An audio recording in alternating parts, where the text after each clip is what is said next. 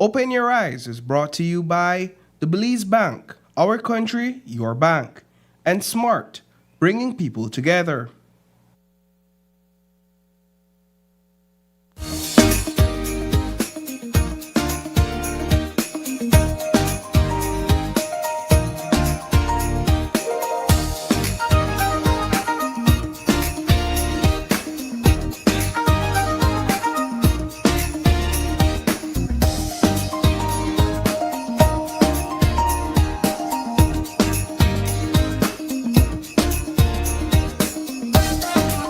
Good morning and welcome to Open Your Eyes. Start your morning right. I'm Sabrina Daly. And I am Isani Kayatano. Good morning. And good morning, Isani. Good How morning, we doing? Sab. So, gloomy Wednesday. I But know. I'm in high spirits. High spirits indeed. You say gloomy, but I really think that the cold is just coming upon us. I hope that it does not come with any rain. Any more rain, you mean? Any It's been more raining incessantly rain. for the past few days. Yeah, well, but when it comes to the weather, I don't know what to expect anymore. I just take it in stride and don't let it affect my mood. yeah, that's very good. I appreciate that as well. If you guys have not left as yet, you would know that it is a little bit gloomy outside, as Isani mentioned. In my case, I'm thinking that we just might be getting some cold, so hopefully we can confirm that a little bit later on in the show. Nonetheless, we are hoping for a beautiful Wednesday morning across the country and wherever else you guys are tuning in from. We have some wonderful conversations, some important conversations to look forward to as well this Wednesday morning, starting off with reflecting on Belize's progress with the Prime Minister of Belize. That's right, we will be joined by Honorable John Briceño early this morning to speak about a range of topics, and we're looking forward to your contribution as well. Also adding to that, discussing Christmas road safety and security measures. And finally, chargé d'affaires on safe third country agreement and immigration donation. All right, Isani. So before we get into any further discussions this morning, let's jump quickly into the 5 things that we believe you guys need to know. Former Minister of Agriculture Jose Mai rejects cartel allegations, addresses safety and Budna case. The IOM Belize expands migration support after 2017. Bowen and Bowen boosts Jingle Box to 300 holiday hampers. And the World Cup draw 2026 leaves teams and fans surprised. This is an interesting one. And finally, Australia's under 16 social media ban takes effect and teens file legal action. So those are the 5 things we believe you guys at home need to know. It's a range of local or national and international topics, right? First things first, Sab. So yesterday we led off our newscast with an exclusive with Orange Walk South Area Representative Jose Abelardo Mai. It is the first interview conducted with him following his abrupt departure from the Briceño cabinet. And there were a number of questions that up until yesterday remained largely unanswered, right? And I'm glad that my colleague Shane Williams was able to put those questions to former Minister Mai. And it's up to the Belizean people to make what they will from the responses he gave to these various questions. I think one of the most interesting point to be made from yesterday's coverage in terms of the Q&A with Mr. Mai surrounds his departure and the reasons why. So there has been one narrative that says the departure was abrupt because the Briceño administration, primarily the Prime Minister, came under pressure regarding Mr. Mai's alleged involvements and what have you. So pressure was brought to bear on that, and it subsequently led to the decision to submit his letter of resignation. That's one narrative. Mr. Mai, on the other hand, is saying, look, I have a serious back issue, and this condition has been plaguing me for some time, and I need to seek medical attention, and I'm unfit to work as a Minister of Agriculture for the foreseeable future. Yeah. So that's the other storyline that was put. But in the middle of it all, he's also saying, well, when the Prime Minister made the announcement to the nation, he too had it a bit wrong. And so Mr. Maya had to set the record straight as to Yeah. what exactly is afflicting him, right? But somewhere therein lies the truth of it all. And I say that because the interview was aired. People will walk away with whatever impression that they take from what was said in terms of his response and what have you. Second to that is the whole issue of the alleged cartel involvement, and that remains the elephant in the room, right? So this narrative was built around the fact that fairly recently there was a publication coming out of Mexico from the state of Quintana Roo where they were making these claims that Mr. Mai was involved with some of the nefarious players across the border. And he flatly denies this, but again, it's essentially him trying to counter whatever allegations have been made against him. Those are yet to be proven, and I think he's right in saying, well, Yeah. okay, if that is the case, then put the evidence forward, right? But it's a compelling interview, it's a compelling story. Again, I keep repeating this, Belizeans will make of it what they may. Yeah, but of course you cannot forget the final point that was also mentioned, and that involves the Joseph Bodna investigation. Certainly. Which everyone is still very much interested in. You would know that there has been whispers on the ground of a potential minister being involved. That person has not been named, but it was still pointed to him if he knows of anything and if there's any possible involvement that he would have had as well. Yes, you're right. And again, all the questions that were put before him, and I guess he's well within his right, he denied all of it, right? With the Budna case, however, there are so many moving parts that it's difficult to pin down who exactly was involved and what was the extent of their involvement. I say that simply because just last week, and I believe yesterday elsewhere in the media, it was reported that another officer who purportedly came in contact with some of these players involved in the abduction was also transferred summarily to another part of the country to work, right? But all of this stems from the whole Budna affair. Yeah. So many moving parts.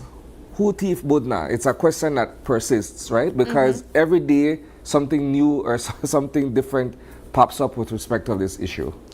Well, the truth is, Isani, we don't necessarily expect Jose Abelardo Mai to convict himself, at least certainly not. in interview. So these questions and these suspicions still remain. I'm glad that he was able to, however, face the public, speak to the media, because I think the longer that he would have taken to avoid media and speaking directly to the public, skepticism would increase. The doubt would increase. Yeah.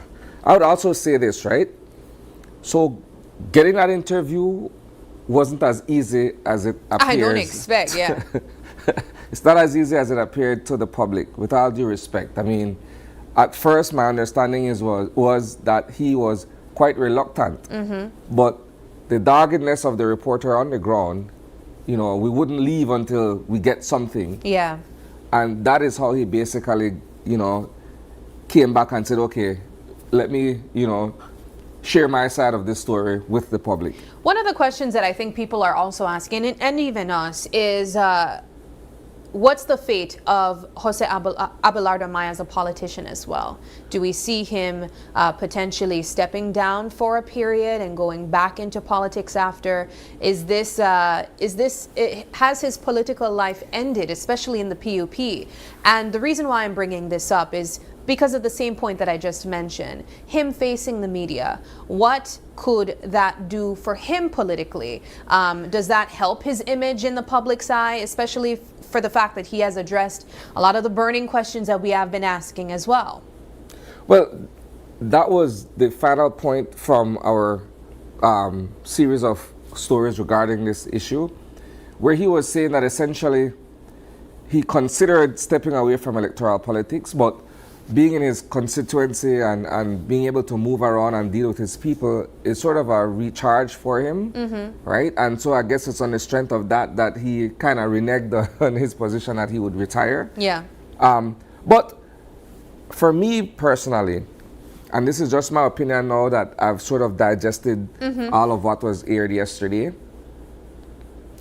there's a comparison to be made, right? We saw former Prime Minister Dean Barrow suffer through years of a back issue as well, right? And he had it extremely bad. But notwithstanding the weight of his office, he didn't step away and say, look, I can't handle this job. It wasn't until he was able to make his appointment and go through the entire process of scheduling his surgery that he stepped away for a moment, and Deputy Prime Minister Patrick Faber held over in his absence, right? So that's on one end of this comparison. And I'm fully aware and I appreciate that every situation is different. Yeah, I'm not saying that different. because one does it, you could have done it. But that's the most immediate thing that comes to mind, right? I say that simply because he still has not identified a doctor or a location to go and do his surgery and everything, but he has stepped away from office. He spoke about possibly going to Germany.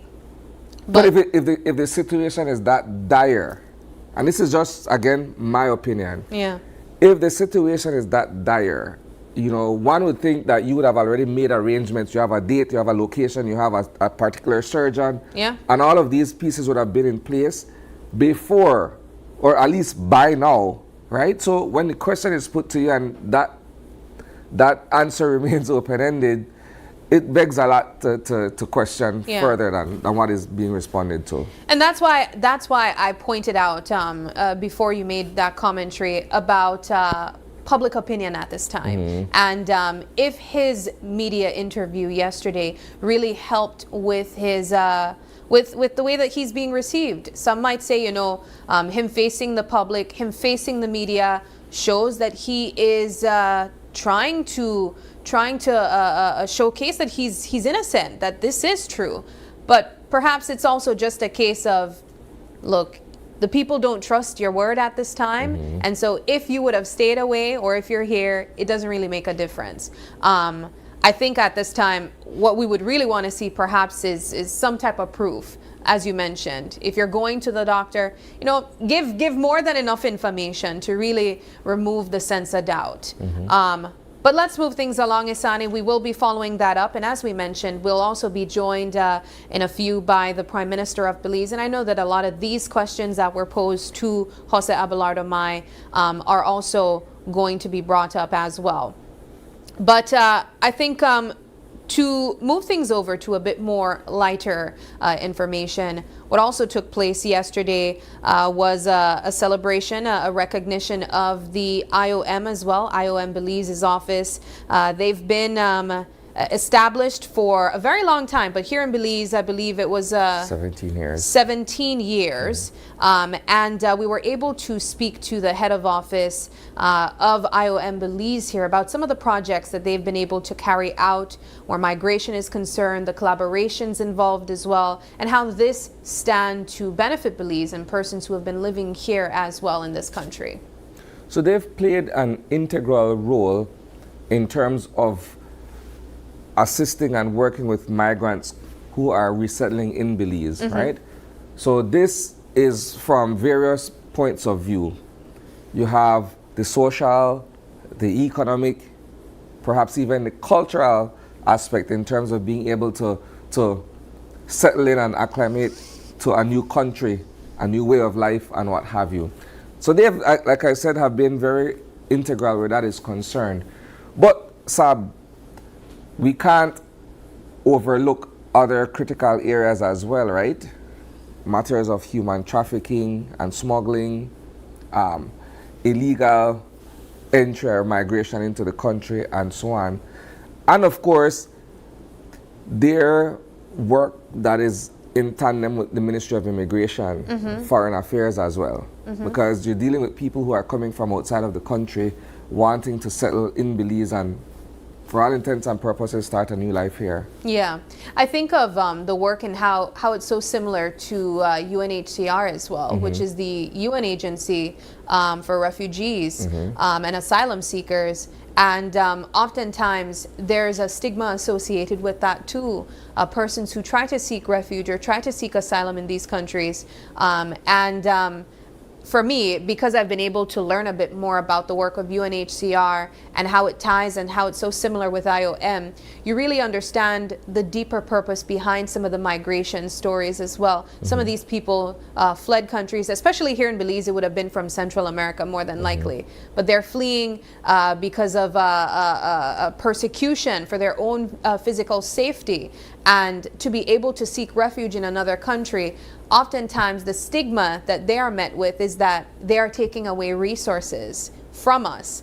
But in fact, they are in a lot of cases contributing as well. These are hardworking people who want to contribute to the economy. Fair enough. But there are also conventions, international conventions and treaties that Belize has signed on to, right? And dealing with issues of human rights, dealing with providing amnesty for people who are fleeing persecution from their home country. We have signed on to these accords, right? And you say that, and I'm thinking of El Salvador as the most, that's the one that comes to mind immediately. Yes, a lot of people right? from Salvador. So there was a huge population that fled from El Salvador and relocated to Belize in the 80s, right? And that's how places like Valley of Peace came about and what have you, right? That was then. They were fleeing civil war back in El Salvador in those days. Fairly recently, they've been running away from that MS-13 issue that Nayib Bukele has finally sort of put a lid on. Yeah. So they were fleeing in the first instance civil war. In the second instance, they were fleeing from this gang-ravaged country where, you know, lawlessness was the order of the day. Yeah, and that's why I think it's so important that we understand a bit more about the stories behind these people as well, because as I mentioned, we sign on to these documents and these agreements, but there are still stigmas associated with it. And so it's so important for us to highlight the work that IOM and other agencies are doing, and for us to understand the deeper meaning behind it and why it's important for us as Belize, because we could also find ourselves in similar positions as well. Yeah.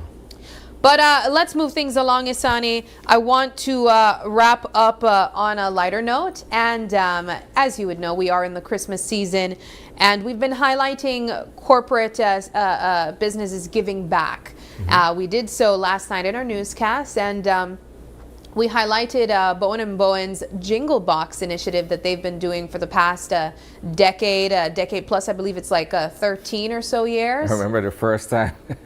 I covered the Jingle Box. How long ago was that? It's about 13 years or so. Oh wow, yeah, it's well over a decade. But it has grown significantly. Has it changed since then? That's what I'm saying. Yeah. It has grown significantly, and that milestone of 300 plus boxes shows the growth of this whole initiative, right? So we were talking on Monday about corporate social responsibility in a different conversation or a different form. But this is also a part of it, right? Where you not only take from your consumer base, but you're also able to give back to the community and the society at large. And so this is one of them where Bowen & Bowen has reached out to all of these other agencies and provided them with Jingle Box to be distributed to their people. And a Jingle Box is? Well, it's kind of like a hamper to give you the perfect. It is a hamper. It is a hamper actually that has grocery items and others. They describe it as a hamper to create your holiday meal. Yeah. Yeah. So your Sunday dinner.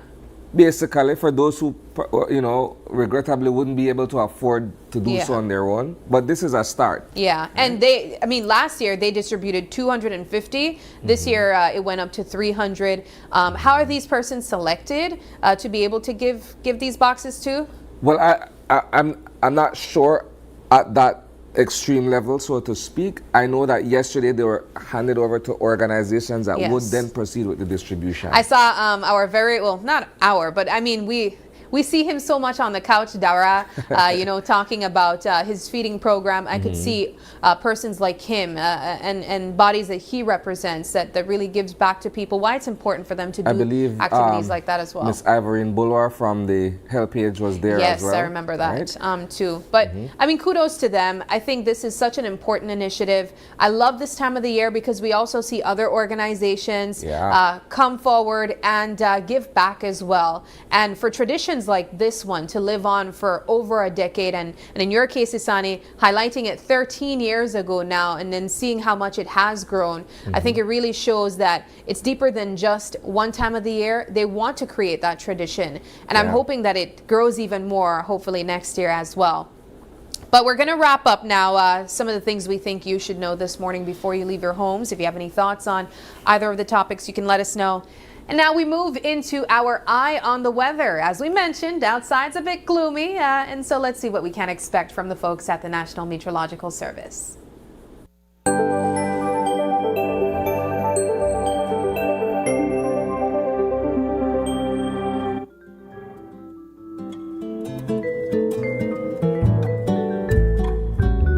All right, today's weather calls for sunny skies with cloudy intervals. Tonight's skies will be cloudy at times. A few showers and low chances for isolated thunderstorms to develop offshore and along some coastal areas during the morning hours. In terms of temperatures, coastal areas will be experiencing highs of 84 degrees Fahrenheit and then dropping to a low of 76. Inland, very similar as well, highs of 86 degrees Fahrenheit, then dropping to a low of 68, quite chilly. And then in the hills, highs of 77 with lows of 63 degrees Fahrenheit. In terms of our extended forecast for Thursday, Friday, and the weekend, Thursday, we can expect temperatures of 84 and 87 along inland and coastal areas, then dropping to lows of 75 and 68. For Friday, very similar as well, highs of 85 and 88, and then lows of 77 and 70. And this is for the weekend, what you can expect on Saturday and Sunday. Highs of 85 and 88 along inland and coastal areas, then dropping to lows of 77 and 71. And also the same for Sunday, 83 and 85 for inland and coastal areas, then dropping to lows of 74 and 68. The sun rose this morning at 6:12 a.m. and it's set to set at 5:18 p.m. The moon set will take place at 11:16 a.m. and rise at 11:16 p.m. Look at that. And our sea state is light to chop with winds blowing from the north to northeast at 5 to 10 knots. And in terms of tides, today's low tide will take place at 8:53 a.m. with a high tide at 2:57 p.m. and then another low tide at 8:28 p.m. and then tomorrow another high tide at 2:31 a.m. And that does it for our Eye on the Weather, brought to you by the folks from the National Meteorological Service. Isani, back to you. Excellent work, Sabrina. Guys, when we return, it's for a two-part conversation with the Prime Minister of Belize, the Honorable John Briceño. Stay with us.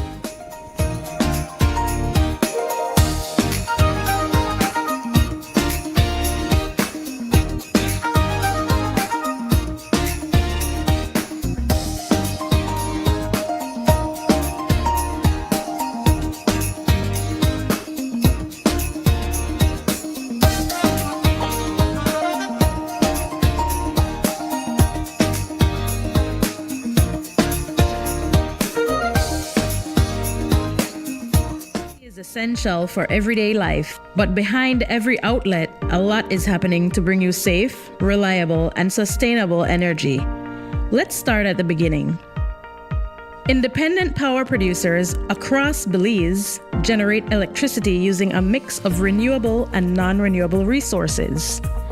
Electricity travels across a network of high-voltage transmission lines capable of transmitting electricity across long distances.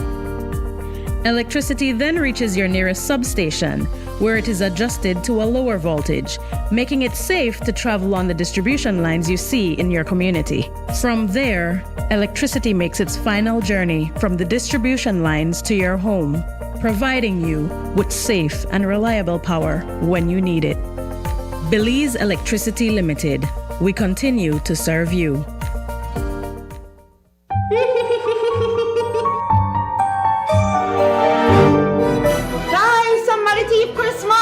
Open your eyes, streets gone too. Somebody call police, call Coast Guard, BDF, Santa. This could be the biggest story of the year.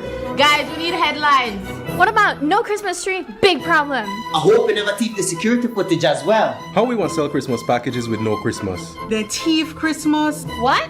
I hope they never Grinch. The taste the Grinch. Make him look dangerous, but Christmassy. Okay, posting now. We need the eye in the sky. Okay, guys, prompter is loaded. Ready to go live. In 3, 2, 1. Christmas has been stolen by none other than the Grinch. Eyewitnesses saw him struggling, carrying all that Christmas decorations. He couldn't have gone. Excuse me, Paul. I'm being told we have a sighting of this green menace in our backyard. Ha, we got him green-handed. At GBM, not even the Grinch could cancel Christmas. This past year, we have enjoyed creating moments to bring you and your families together.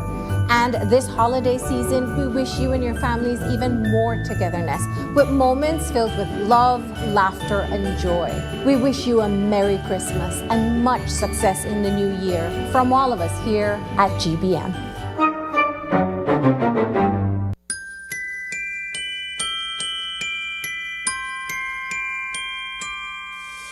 Oh, I need this Christmas time. It's to keep your heart near mine. It's much the way I'm gonna reach you. Every message, every call. I don't need a gift to hold.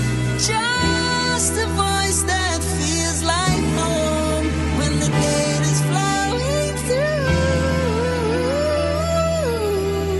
Smiles connecting me straight to you.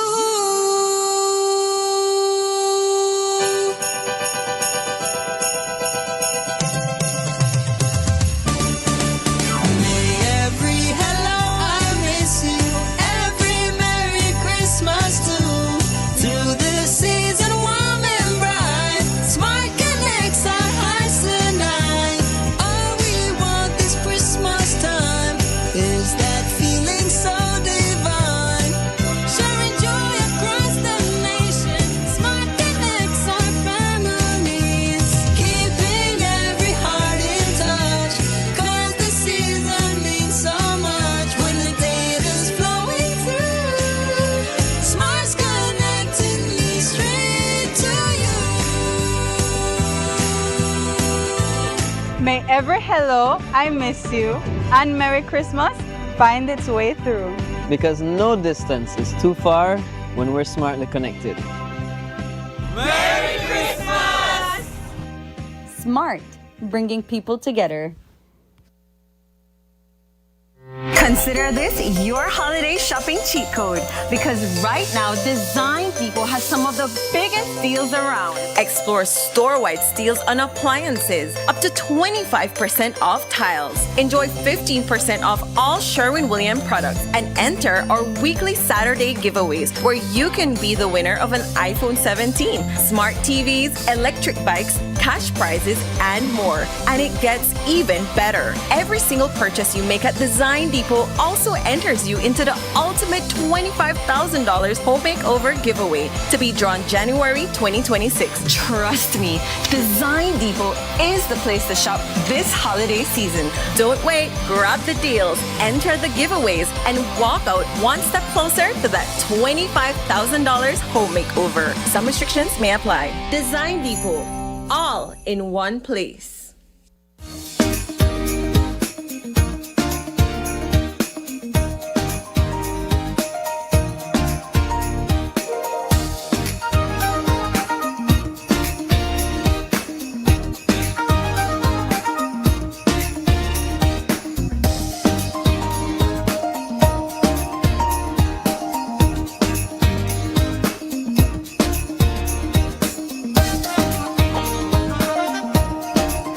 And welcome back. As we mentioned prior to our commercial break, we have been joined in studio this morning by the Honorable Prime Minister of Belize, John Briceño, for a two-part conversation. Good morning, PM, and season's greetings. Good morning and season greetings to all of you. And at least you give me two-part conversation. You never allow me to wake up before 5 o'clock. It's just one time for 10 minutes. So good. We have a good 2 segments for you this morning. What we want to do first of all is perhaps reflect on some of the accomplishments of your administration over the past 12 months. I know that you transitioned from your first term to your second term in office, and it hasn't all been rough, it hasn't all been smooth either. So you're somewhere in the middle there, and we want you to be able to share with the nation some of the achievements and some of the challenges that your administration has been facing in 2025.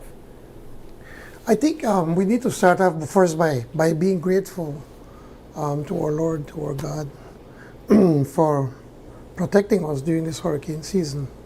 We were spared. We didn't have any major storms. And when you look at what has happened to our brothers and sisters in Jamaica, Jamaica was devastated, especially the western side. By Montego Bay, that area. I don't know Jamaica very well. But they had losses of about $8 billion. And so you could imagine, God forbid that were to happen to us in Belize. And that's my cry, especially when I'm in international forums and saying that we're doing everything we can when it comes to the issue of climate change. And a lot of this is being affected because of the development of the other countries that have not been conscious of the environment and to be able to see what we can do to be able to improve or address issues of climate change. So I want to start off by that. Secondly, I want to also tell the Belizean people, thank you so much for giving us that overwhelming majority. For the first time in history, no party has been able to win a second term with the same amount of seats. We lost one, but we won one. To me, it was even better. But also to win by a wider majority. I think we had over 65 or 60, I think around 68% of the vote. Something that has never happened. And it simply happened, and that happened simply because the people have seen the tremendous amount of work that we have done in the issues of the economy, jobs, health, education, land for people, and you name it, we have been addressing all of these issues. And as you started off saying that, okay, we had some good and bad in our second term, well, those things are expected. After a number of years, sometimes you're going to make mistakes. Sometimes you don't make the best decisions. But what is important, at least from our perspective, from our end, that whenever when it comes to attention, that probably a decision that was made, maybe it was not the best decision, and if we can correct it, we try to do so. I've never claimed that we are perfect, we're far from it, but we try our best. Go ahead. I want to spend some time focusing on some of the challenges that you have faced, Prime Minister, that your administration has faced. It would be remiss of us to not open directly with what are the burning questions on the minds of the entire country at this time. The most immediate one that still rests on a lot of people's mind is the Joseph Budna investigation.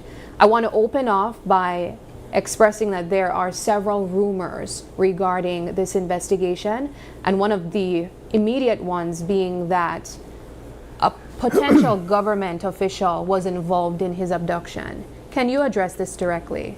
Well, I don't know what else I could add. I think I've been very clear, and I will repeat it again, that our government is not involved. The government of Belize did not sanction any kidnapping of any citizen of this country.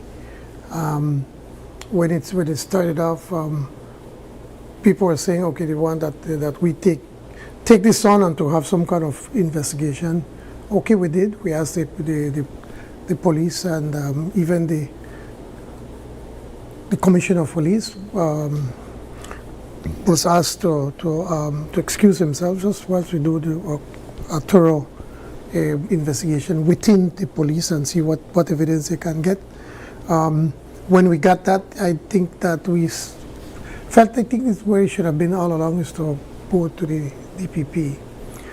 Why didn't we choose an independent a lot of people. I'm investigation? coming to that. I'm coming. If you are giving me a chance, I'll answer you because I know you're going to bring that up. We do not have anything in our laws to have an independent investigations. We do not have it in the law, so we can't do that. Only the police can investigate. Only the DPP can prosecute. So what is it that we did? We follow the law.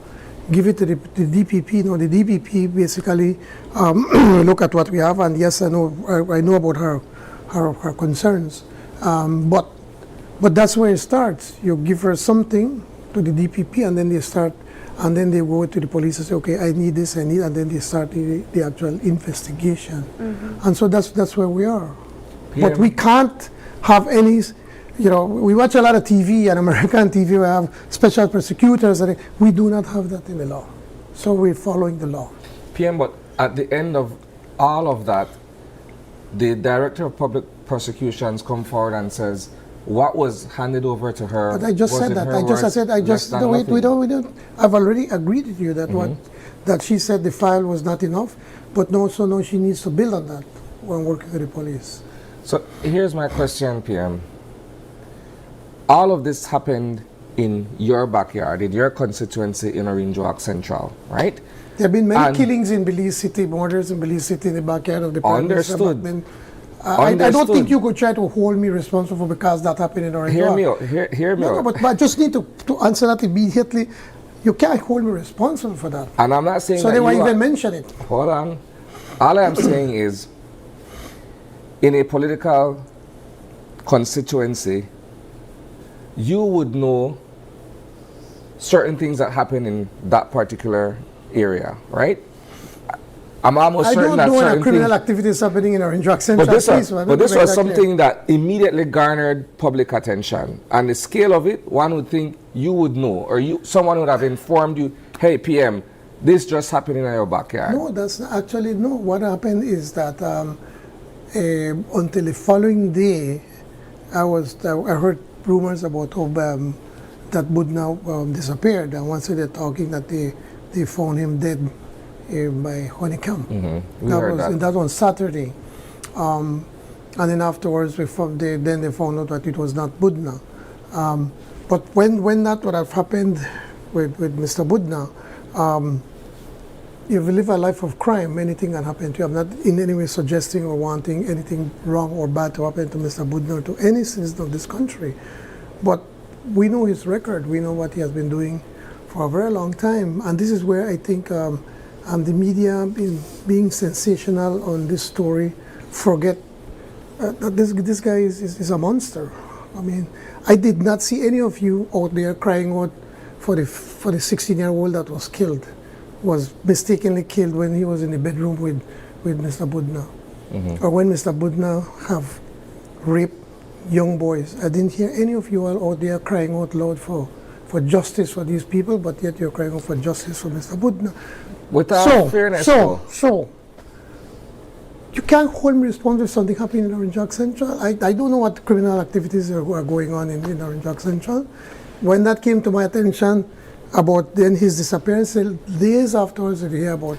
Even so, PM, you hold the highest office in this country, Yes. right? So there's a briefing from, as far as I understand. There's no such briefing from the police. There is no So something briefing. as major like There's this, nobody reaches out to you and says, hey, we have this on our hands? There's no briefing from the police. How about the police is surveillance independent. We do not. What I get a weekly briefing from the National Security Directorate from Ambassador Del Cid. But I do not get a briefing for every day. I don't know where I'm going to get this story, or even where I think the leader of the opposition says I get a daily briefing from the police. I do not. How about surveillance footage, PM? It has been since August that this incident occurred. That's about 3 or so months. Have you been able to see the surveillance footage as yet? No, because I am not, that's not my purview. That's not for me to look at. That's for the police and the DPP.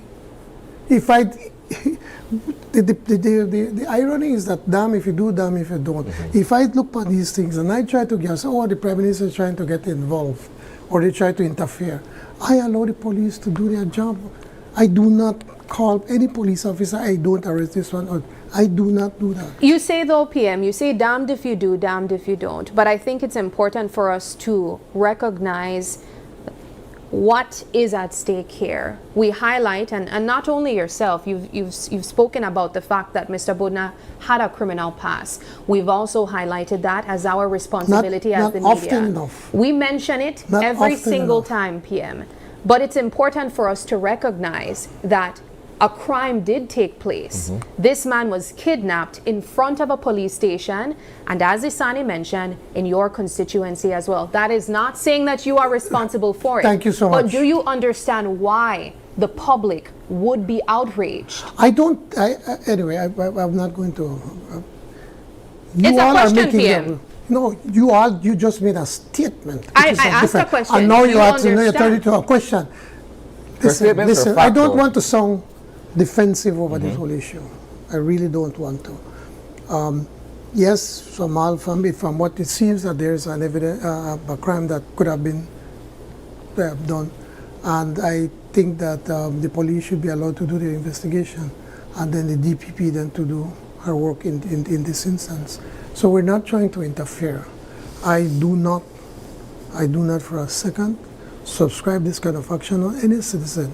Could be the worst criminal in this country or the most God-fearing person in this country. We are citizens, we are Belizeans, and we have rights. And that is paramount as far as I'm concerned and as far as my government is concerned. So if there are people that are involved in the abduction of Mr. Budna and the evidence is there, they have to answer to that. So I'm looking at two things, PM. One, we've been You know, we following this don't thing waste from all the this beginning. time on Budna. No, We no, have so many more important we'll move on issues. eventually, but just so Eventually, that yeah. we could conclude on a proper note here. There are two things that I look at, right? We've been covering this thing from the beginning, and up until yesterday, there seems to be every effort to cover up what has taken place or to frustrate the process of thoroughly investigating what took place. That's one. Secondly, And why do you say that? because one would think that if Suzette Anderson was appointed to do an investigation in the first instance, that what she would have unearthed would have been sufficient enough for the DPP then to act on. But what was given to the DPP is paper that is worthless in a sense, right? So I think that that was deliberately done to thwart or frustrate the process. But again, and when you look at other officers, but before you go to the next point, but it's important to point out, I do not know what they pass on to the DPP. I do not get involved in those things. So they pass whatever it is that they give to the DPP, then the DPP then starts from there to build her case. Now, if the police refuses to work on the instructions of the DPP, then that's another case. so my second point is, this all happens under your watch as the Prime Minister of Belize. Yes. That is unavoidable. You can't get her from Of that, course. right? So this early into a But then second how you term, hold me responsible for something like that? but it casts a black eye on your administration. How can you say such things, man? This is the issue. How there are criminal activities. I think was it under Dean Barrow, was it his constituency in George Street, or next to his constituency? Remember one night I think George Street 4 men 4. were cut there, the throats were cut, so that you hold the Prime Minister then responsible for that. I don't remember you holding him responsible because it happened in his constituency or next to his constituency. If it's not messed up, it was in Queen's Court. Those things happen. We have no control over that. We wish it not happen. And now that it happened, we have to try to do as best as we possibly can to find out. Did the then Prime Minister found out who are the people that killed these 4 persons? They didn't. So now the same thing is we are trying to do our best, but again, we are allowing the police to do their job along with the DPP. Let's transition to former Minister of Agriculture, Abimai. Yes. Right? We spoke with him one-on-one yesterday. Your teaser was so misleading, but go ahead. We spoke with him one-on-one yesterday to hear his side of what has taken place that resulted in his stepping down as minister. There is still a lot of questions for us to ask and for them to be answered regarding this whole thing. There is one narrative that says pressure was brought to bear on you by the U.S. Government regarding his alleged involvement in certain activities. And that's not true. That is one narrative. That's not true. The other one, you've come forward after the reshuffle to say, look, this man suffered an injury with his back and he requested a leave of absence. Yes. But it was initially reported, and we carried as such, and the rest of the media carried as such, that he tendered a resignation as opposed to simply asking you for time off. Well, if you're stepping down from a position, you have to resign, because then we need to appoint a new minister. So you just can't ask for time off, and then so if you ask for time off, you're still a minister. So in this case, he had to resign. Now, when you look back, there are so many other ways that you could have handled it better in that sense.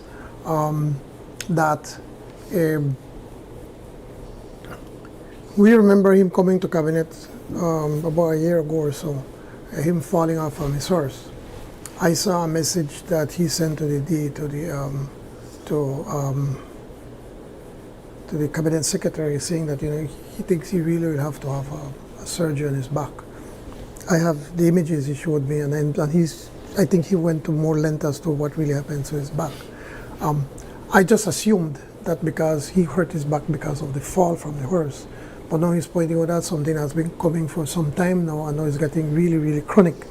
That now he has one disc that is already completely gone, that he'll have to probably put a prosthesis and also on another one that is being pinched, and so he has to be able to address that issue.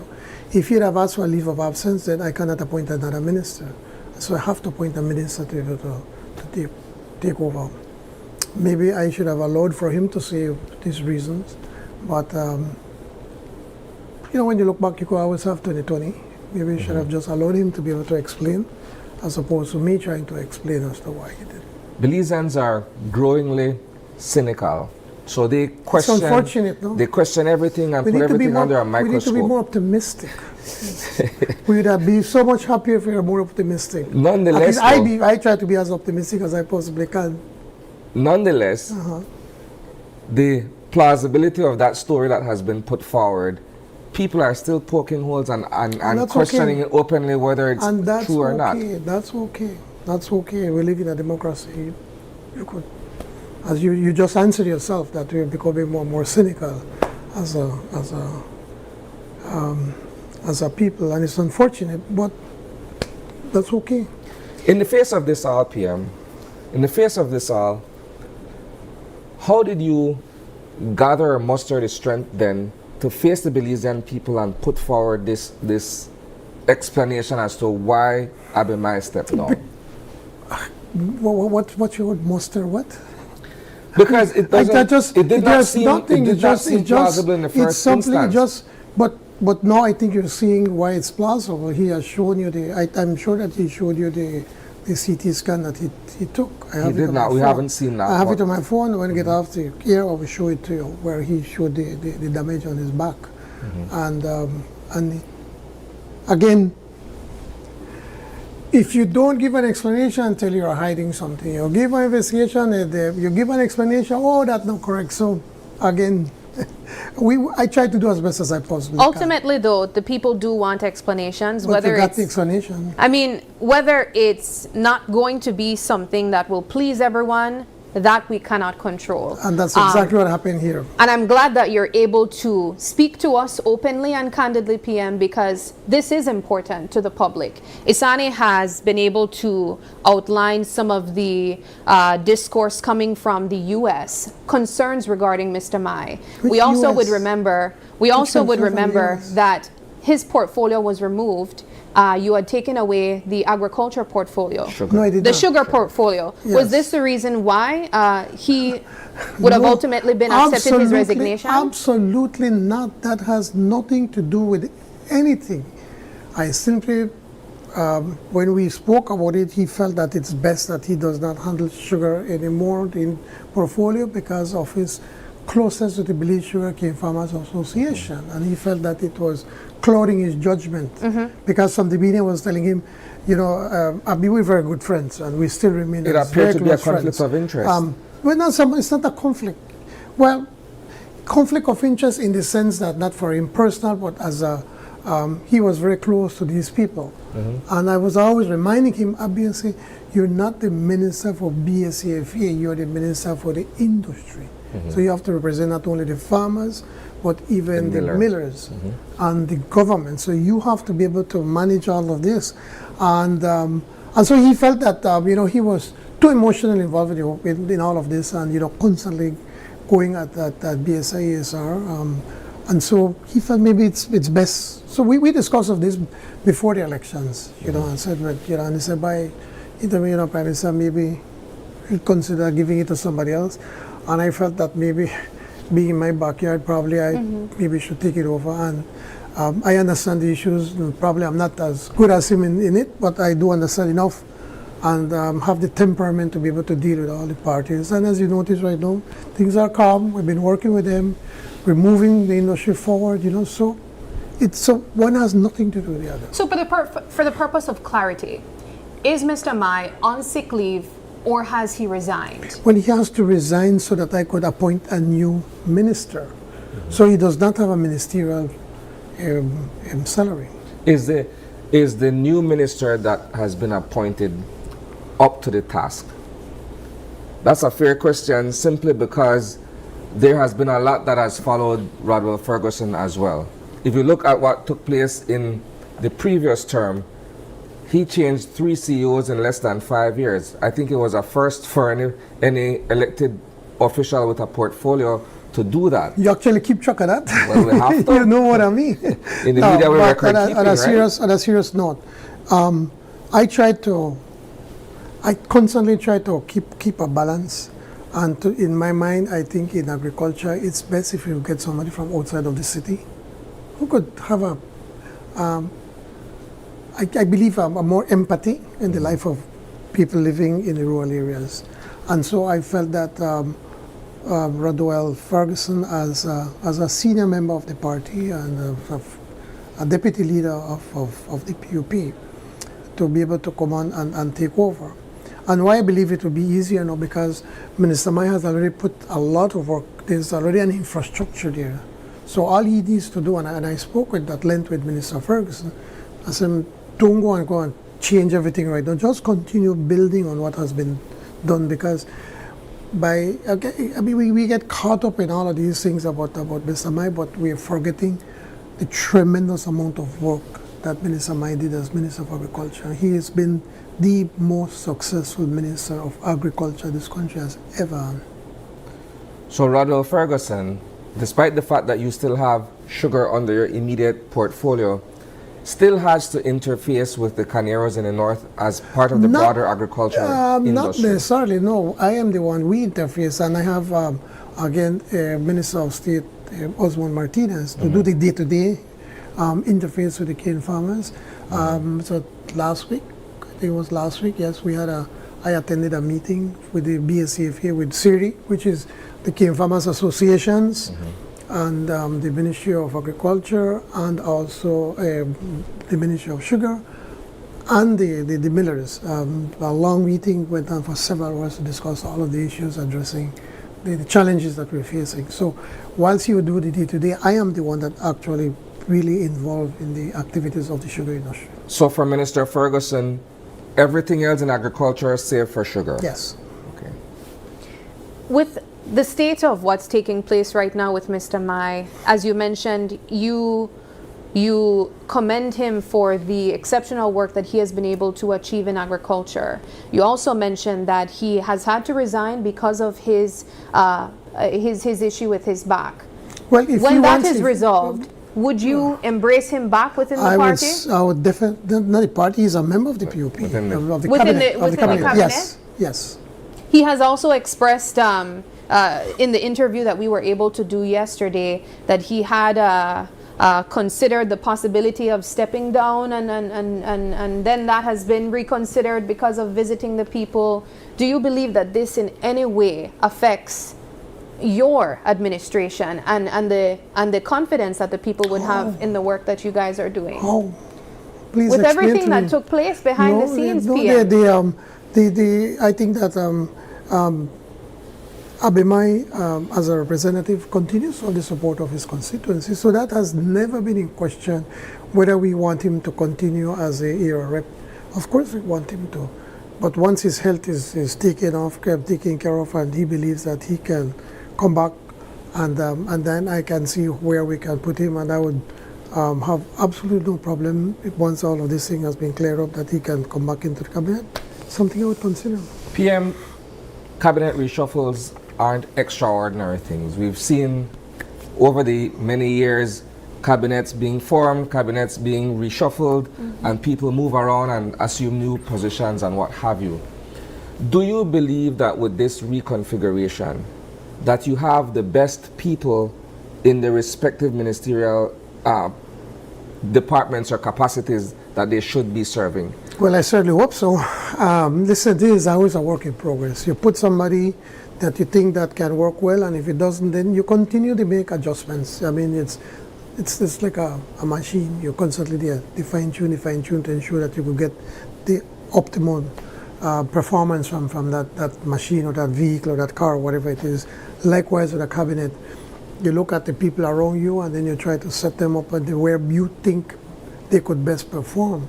But if afterwards you see that, hey, maybe I need to put somebody here or do some changes, I do that. And I try not to do it as often, but I do. And I did not make major changes. This is the first time I waited for us to finish the 5 years, in last month, and to be able to make these changes. Everybody says, and when I say everybody, these are elected officials.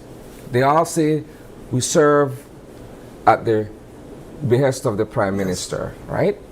But then you have a situation where you make an appointment in terms of the reshuffle and say, okay, Mr. Usher will be given Home Affairs and Enterprise. He has been since 2020 the Minister of Public Service. And it strikes me as a first that someone would say, well, I still have work to do. If that's the actual reason, keep me here, let me finish this work. When other people have been shifted and the work continues nonetheless. What's so different about the public service in comparison to Home Affairs, in comparison to Agriculture or other ministries? That's a fair question. But also we need to take into consideration that, yes, as the Prime Minister, it's my purview, it's for me to give and me to take away. Any ministry or any configuration, but I'm only first among equals because we are all equals. We are elected by our own constituencies. When it comes to the issue of the Minister Osha has been the chairman of the party since 2010, when I was the leader back then, and I left and he stayed on, came back, he's there, and he's still the chairman of the party. So I do have a special relationship and a level of respect for the work that he has done.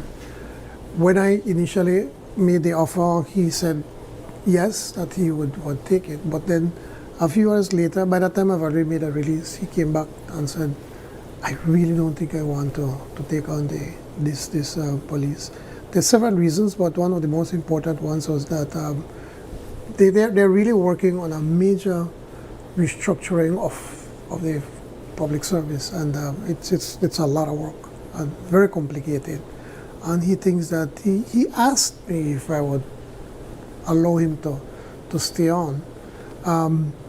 Many instances, Prime Minister would have said, well, no, I take it or leave it kind of thing, but to what end? I'm just to show that I'm a big man.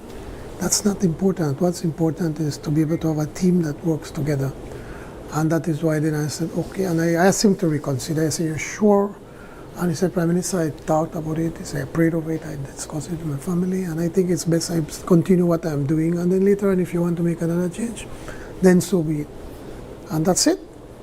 And then certain members in the media were acting as if there was a crisis when there was never a crisis, just simply me being the person who I am, that I try to be able to have consensus and to have a good team going, a good team working together to allow them to, and I agreed with his request. Simple, story done. All right. Well, PM, we have concluded the first half of our conversation. We are going to take a quick break now, and when we come back, we'll be continuing this discussion.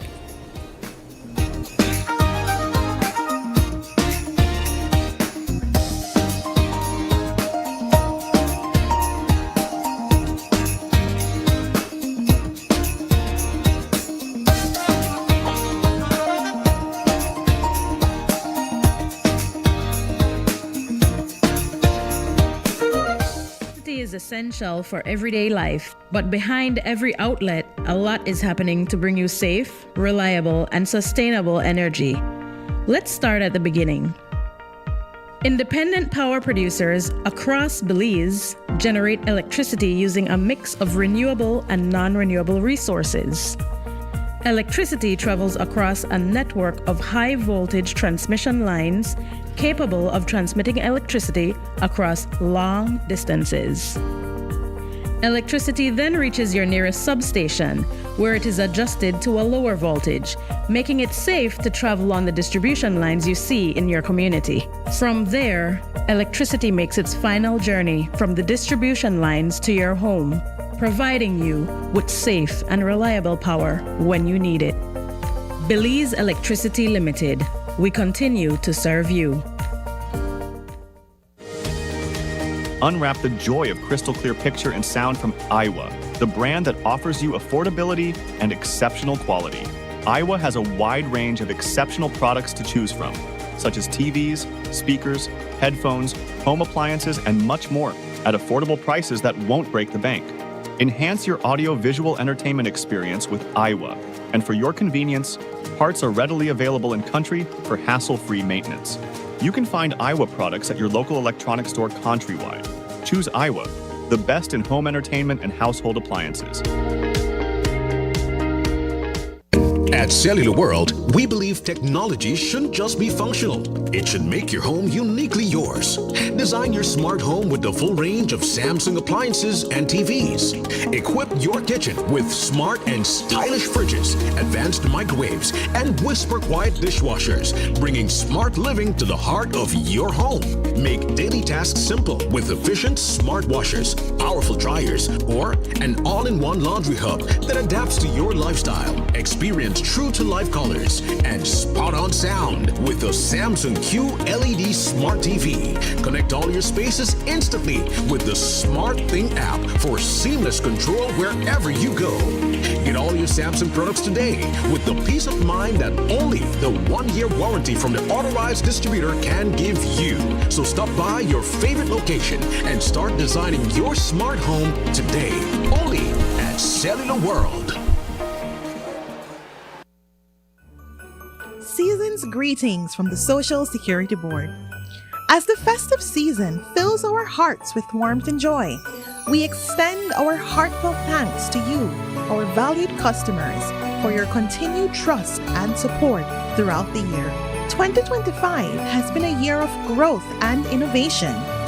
As part of our ongoing journey to modernize and deliver smarter, more sustainable services, we introduced new My Social Security upgrades designed to make access easier, faster, and more convenient. Looking ahead to 2026, we remain committed to being a dynamic, progressive, and sustainable organization, embracing technology to enhance customer experience and operational efficiency. This Christmas, we celebrate the families, workers, and retirees who inspire all that we do. From all of us at the Social Security Board, may your holidays be filled with love, laughter, and hope for the year ahead. This Christmas, get into the joy with Uno. Imagine winning a shiny motorcycle, a brand new TV, a brand new fan, or grocery coupons to make your holiday shopping easier. The surprises keep coming. All you have to do is visit Uno, and for every $25 on fuel, you'll get a coupon. Fill out and participate. Get 1 coupon for each quart of Uno lubricants or 2 for a gallon. Visit your nearest Uno gas station today. Fill your tank and drive into Christmas cheer with Uno. Uno gas stations.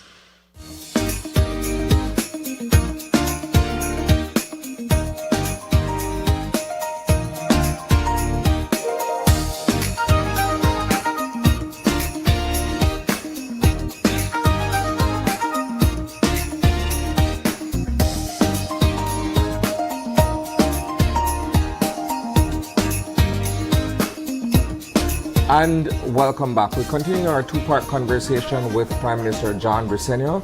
He's in studio with us this morning to touch on all things Belize and, of course, the work that his administration has been doing. We've only touched about 2 issues, you know, and it's all negative. There's sufficient time. We'll get to all the good stuff as well. There's also a pressing concern that Belizeans have in respect of what's taking place near the northern border. Right.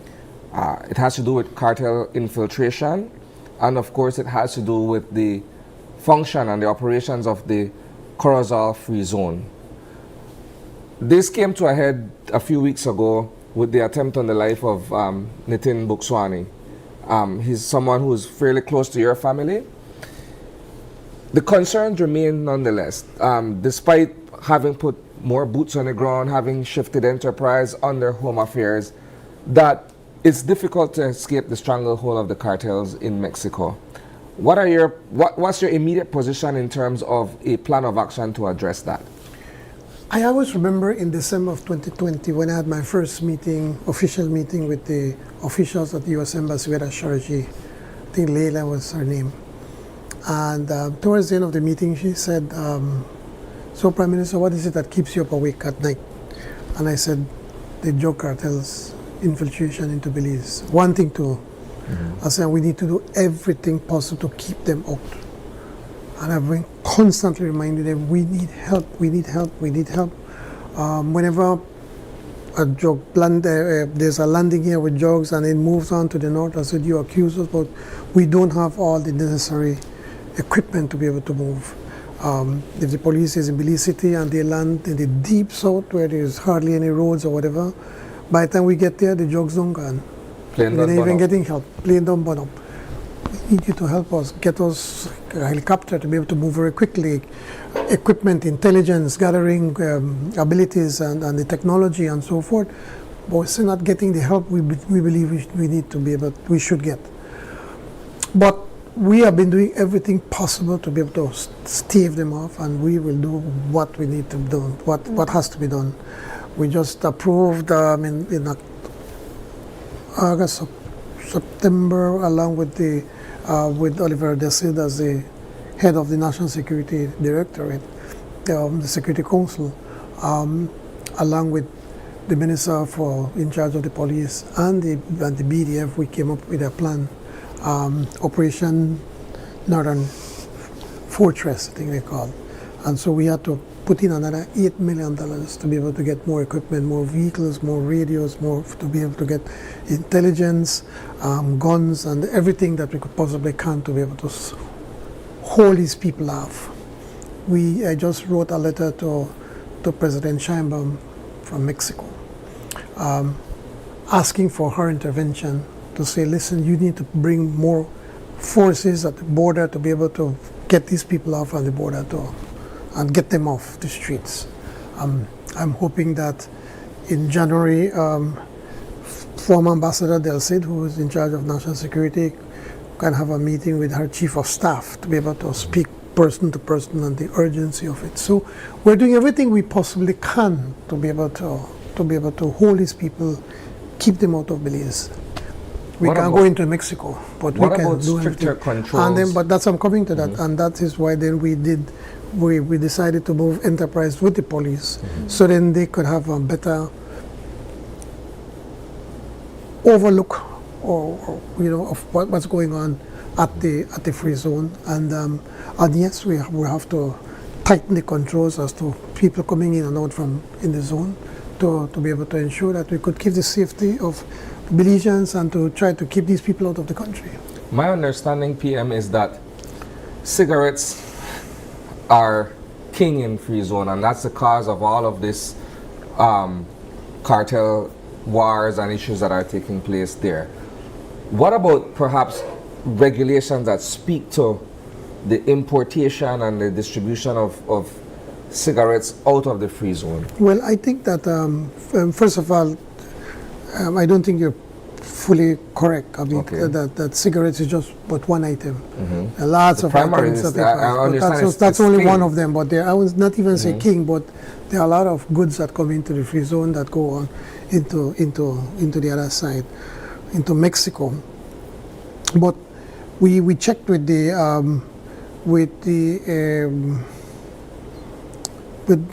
Ministry of Foreign Trade, with the technical people there, about trying to control or limit the cigarettes. What I'm told, or what they told Ambassador Del Cid, is that under the WTO regulations, we just can't really stop it per se, no? So all we can do is to be able to try to control and to regulate it as best as we possibly can. PM, let's look at the murder rate in the country at this time. We have been reporting on an increase in murder rates, and although we have been seeing efforts being made by the Belize Police Department, it's still a concern to the Belizean people. Are we trying to fight crime, or are we preventing crime, PM? And would you say that you're being successful in either of them? I think that when you look at the raw numbers, the numbers have decreased. Not by much, but because of the late last upsurge that we've had.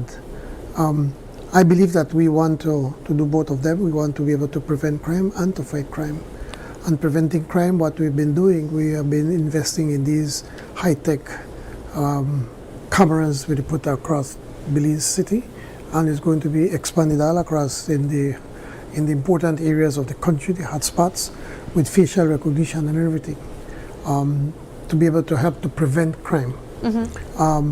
But at the same time, you can't really stop people who want to kill one another, as much as I hate saying it, but we can't put a police or a group of policemen or women in every street corner. It's impossible. So we're doing everything possible to try to hold off these people, but when you look at it, most of the murders are either drug-related or family dispute between a man and a woman, or between family members. Most of it. So it's not necessarily. And gang rivalry. I'm sorry? Gang rivalry as well. Well, that's what I said. It's the gun rivalry is because of the drug trade. Simple. Because of who want to sell drugs or marijuana in whatever area. So that is what we're facing, and we're doing everything possible to be able to fight that and to go after them. And we believe that with the BDF on the streets and along with the police, the company police, and I think we've reduced the numbers considerably. We don't have a lot of them. I think that we have had some success. There was a deadly attack last night here in Belize City, yes, in Lake Independence. It was the second attack in that part of the neighborhood within 1 week. A 15-year-old was killed last Tuesday, and I understand 3 persons were shot yesterday. Perhaps one died. That's unconfirmed. It's in an area where the GI3 and the BDF are working collaboratively. And we're doing our best, but they can't be in every street corner, in every house. You know, we're doing our best as we possibly can. But these guys are going after one another. It's difficult, as much as we want to do much about it. But what we need to continue to do is to one, go after them on the crime, but at the same time to create opportunities for our people. And this is where I think we have tremendous success, that more and more people are working today than ever before. When you look at the numbers, and SIB will be presenting these numbers today, from September last year to September of this year, we created about 16,000 new jobs. Unemployment is at 1.9%. Now, there's a lot of people that are not working when you look at the aggregate numbers, but that will always be because there are a lot of people that are retired or they're old, they can't be working. Kids in primary school, they can't work, primary high school, sixth form, university. So these are tens of thousands of people. But the challenge we have is that then we have about 40,000 plus women that can be in the workforce and not in the workforce. And in many instances, they're not in the workforce simply because they are the caregivers, they are the home caretakers, they are the ones that take care of the children and keep the home clean and everything. But we are trying to find how we could get more and more of them into the workforce, because we need all hands on deck when it comes to the Belizean economy. So we have just approved about a loan from IDB and Taiwan, about $30 million, for it to be able to address the issue of training women and young people to be able to get into the workforce through the IT vets. So we see these issues and we're addressing these issues. We're doing everything possible to make business easier. We're coming up with a single window program whereby that you could go digitally into one website and then you could get all your permits and everything that has to be done. These are some of the things that we have, the successes that we've been having in this country. Our debt to GDP has gone up from 133% to about 60% right now, despite the fact that the opposition is saying, oh, you're borrowing and borrowing, but what they're not telling that we're paying and we're paying. And we have to be able to borrow to invest into the infrastructure. So we are addressing these issues. There's so much good is happening in this country, but unfortunately, you know, the media, it's easy to sensationalize or murders and this and that, but so much some of us live in the good is real world, happening. you know. But A lot so of us much live good in the thing is real world. happening. How do you leverage the GDP growth and everything to the cost of living? Because that remains but the cost of a real living, thing. I'm glad that you brought that up, because again, all of a sudden the UDP, I've noticed the opposition is talking about what they call them. They're using not the democratic term with the cost of living, the US term that they're using, affordability. Yeah, they found a new word, affordability, as if they've just realized that we understand when the issue of the cost of goods, but we do not have control of it. These goods are imported. You have control over fuel, hold on, one at a time. We cannot control these, but what is it that we have done to be able to address that? We raise the minimum wage. We're giving more scholarships. 15,000 kids are in the feeding program. We have free education in tens of thousands of kids are in complete free education in high school across this country. NHI right now, we're expanding the entire country, and it's going to be fully rolled out early next year in Cayo. Presently, we have about 22,000 Belizeans visiting our NHI clinics all over the country that are greatly, hugely, almost free for them. So we're doing a lot of that. We can't control what you pay as much as we wish, because the goods, they come in. We can't do much because that's the price we import. And I do believe that there are a lot of retailers that take advantage of the Belizean people. And as much as we want to do something about it, it's difficult because there's no price control for all of these goods. So by doing all of that, we believe that the free GSC free weekends that we have during Christmas and back to school, all of this liberty to put more money in a Belizean people's pocket to be able to address some of these issues. And I know you bring up the issue of fuel. Well, it's difficult. Yes, it is. Yes, but as much as I'd love to bring down the price of fuel, then okay, if I bring down the cost from the taxes, tell me where we're going to get the money to be able to do all of these things that we're doing. If you could answer that, I'd be happy to do it immediately. The comparison, PM, No, wait, answer me the question. If you could find me where, because along with GST and the importation, the taxes we charge on fuel is one of the it's one of their biggest revenue earners. So if we we reduce it by half, and that means that we're getting off $50-60 million off from the tax revenues. If you could find me the next $60 million, I'd be happy to do it today. The comparison, nonetheless, is that when you look at the cost per barrel on the world market against what we're paying at I'm the not pump arguing for with you retail, about that. it's night and day. So I'm not arguing with you with that. the average Belizean looks at that first and foremost and I'm says, telling you, I'm telling you, the only reason we try to do that, and we're hoping that we could eventually start to ease that as we start to increase in other areas where we could improve the tax collection, and as the economies continue to grow, that then we could then ease off on that, on those taxes and cover it somewhere else. But presently, right now, we don't. So if we were to cut that, then we may have to cut GST. I'm sorry, we can have the GST free weekends, the free education, the feeding programs, the scholarships, NHI. All of these things come from our tax monies that have a direct impact on the lives of our citizens across this country. So we believe that we need to find that balance. And as much as I hate to keep it where it is, that's about the best we can do at this moment. PM, I just want to interject here by saying that it's important for us to still voice the reality of and that's many okay, people. but I live it every day more than I want to, you know. As Isani mentioned, we're in the real world as well. And I'm trying to get a breath check from viewers tuning in, their thoughts on the conversation as well. And so it's important for us to look at both sides. You mentioned that there was the increase in salaries, the minimum wage from up to $5. We just agreed, you promised to go up to $6 as well. Yes, we do. Well, that's great. It, of course. But the reality is... Wait 1 minute. We just agreed with the public servants, almost 16,000 of them are going to get an average of a salary increase of an average of $750 per year. I'd like to finish my question though, PM. About $112 million increase in salaries. There are steps that you are making. The $5 minimum wage with a promise of going to $6. But Isani mentioned, and it's still worthy of mentioning again, people are feeling the pinch. You also mentioned, PM, can I finish? You also mentioned the GST free weekends, and we have mentioned it multiple times. We even take advantage of it as well, PM. But the water rates have gone up. The electricity bill is high. Foods are high. BEL is also asking for another rate increase.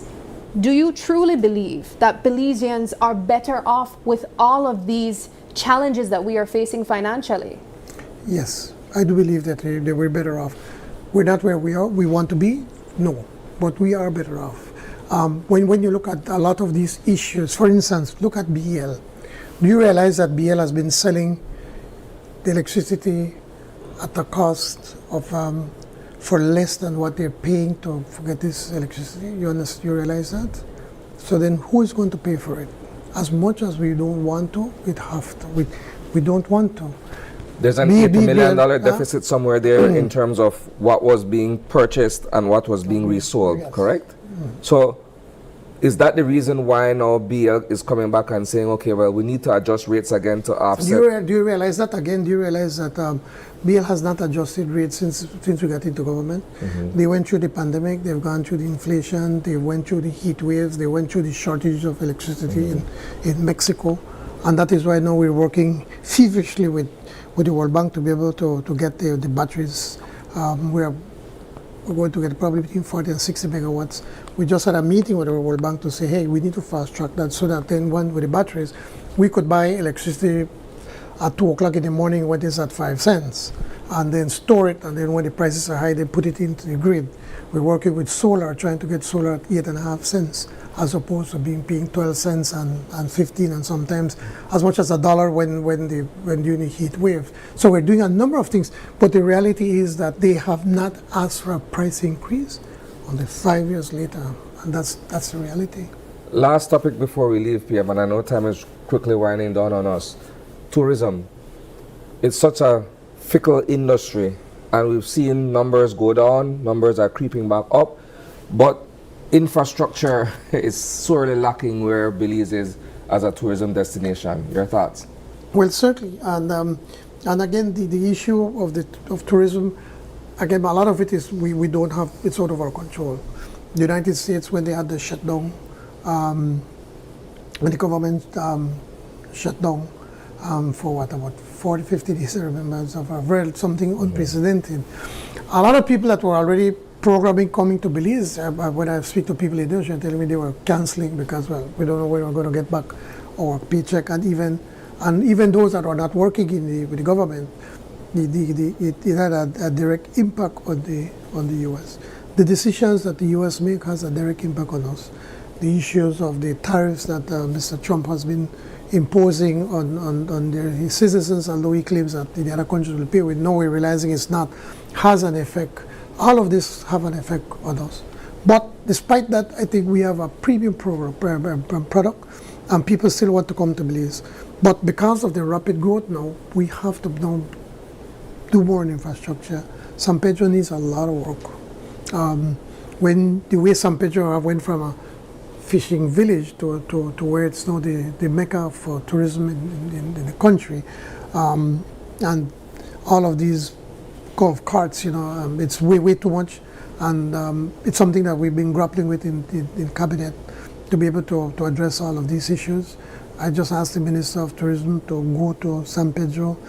I think he went earlier this week, or late last week, to be able to sit down with the mayor, the representative, and try to see what we can do to be able to address this issue. Key Cocker, and the minister, Spat came with a great idea with saying, listen, Key Cocker's San Pedro has lost that charm of walking the streets made out of sand, because now we put in the cobblestones and so forth, and cement some streets.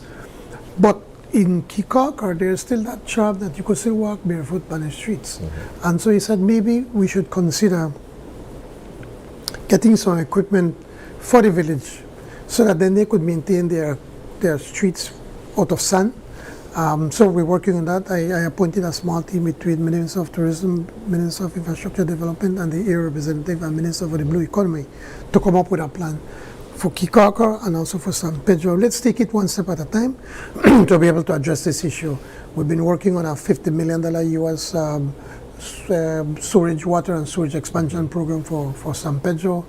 Some of these things take long from the IFIs to be able to get the funding, be it grant money and loans. So we know about these challenges, and we're doing as best as we can with these challenges. We've come with the Northern Bergenski development plan that we work with the IDB. So now we have a roadmap as to the development that we want to do. We know we have to put in a new municipal airstrip in San Pedro. We have to move from where it is because we need bigger planes to be able to move the volume of tourists, and bigger planes can't land where it is because we're down there next to the sea. So we're looking a little bit up north in San Pedro to be able to build a new one. So there's a lot of things that we have to do, and we've been doing a lot, but we have a lot more to do.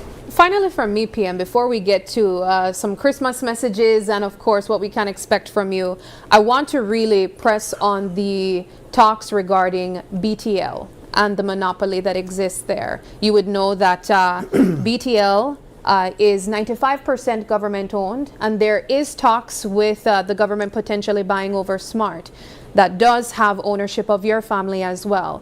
Do you not see this as a blatant conflict of interest? I don't know how you could get to that conclusion. Simply, listen, Belize is a small country. I mean, and I know, and all of you all know I have never lived off my government salary. I do investments through my family with Jaime. I do not have any direct investments with Speednet. So I have none. It's my brother.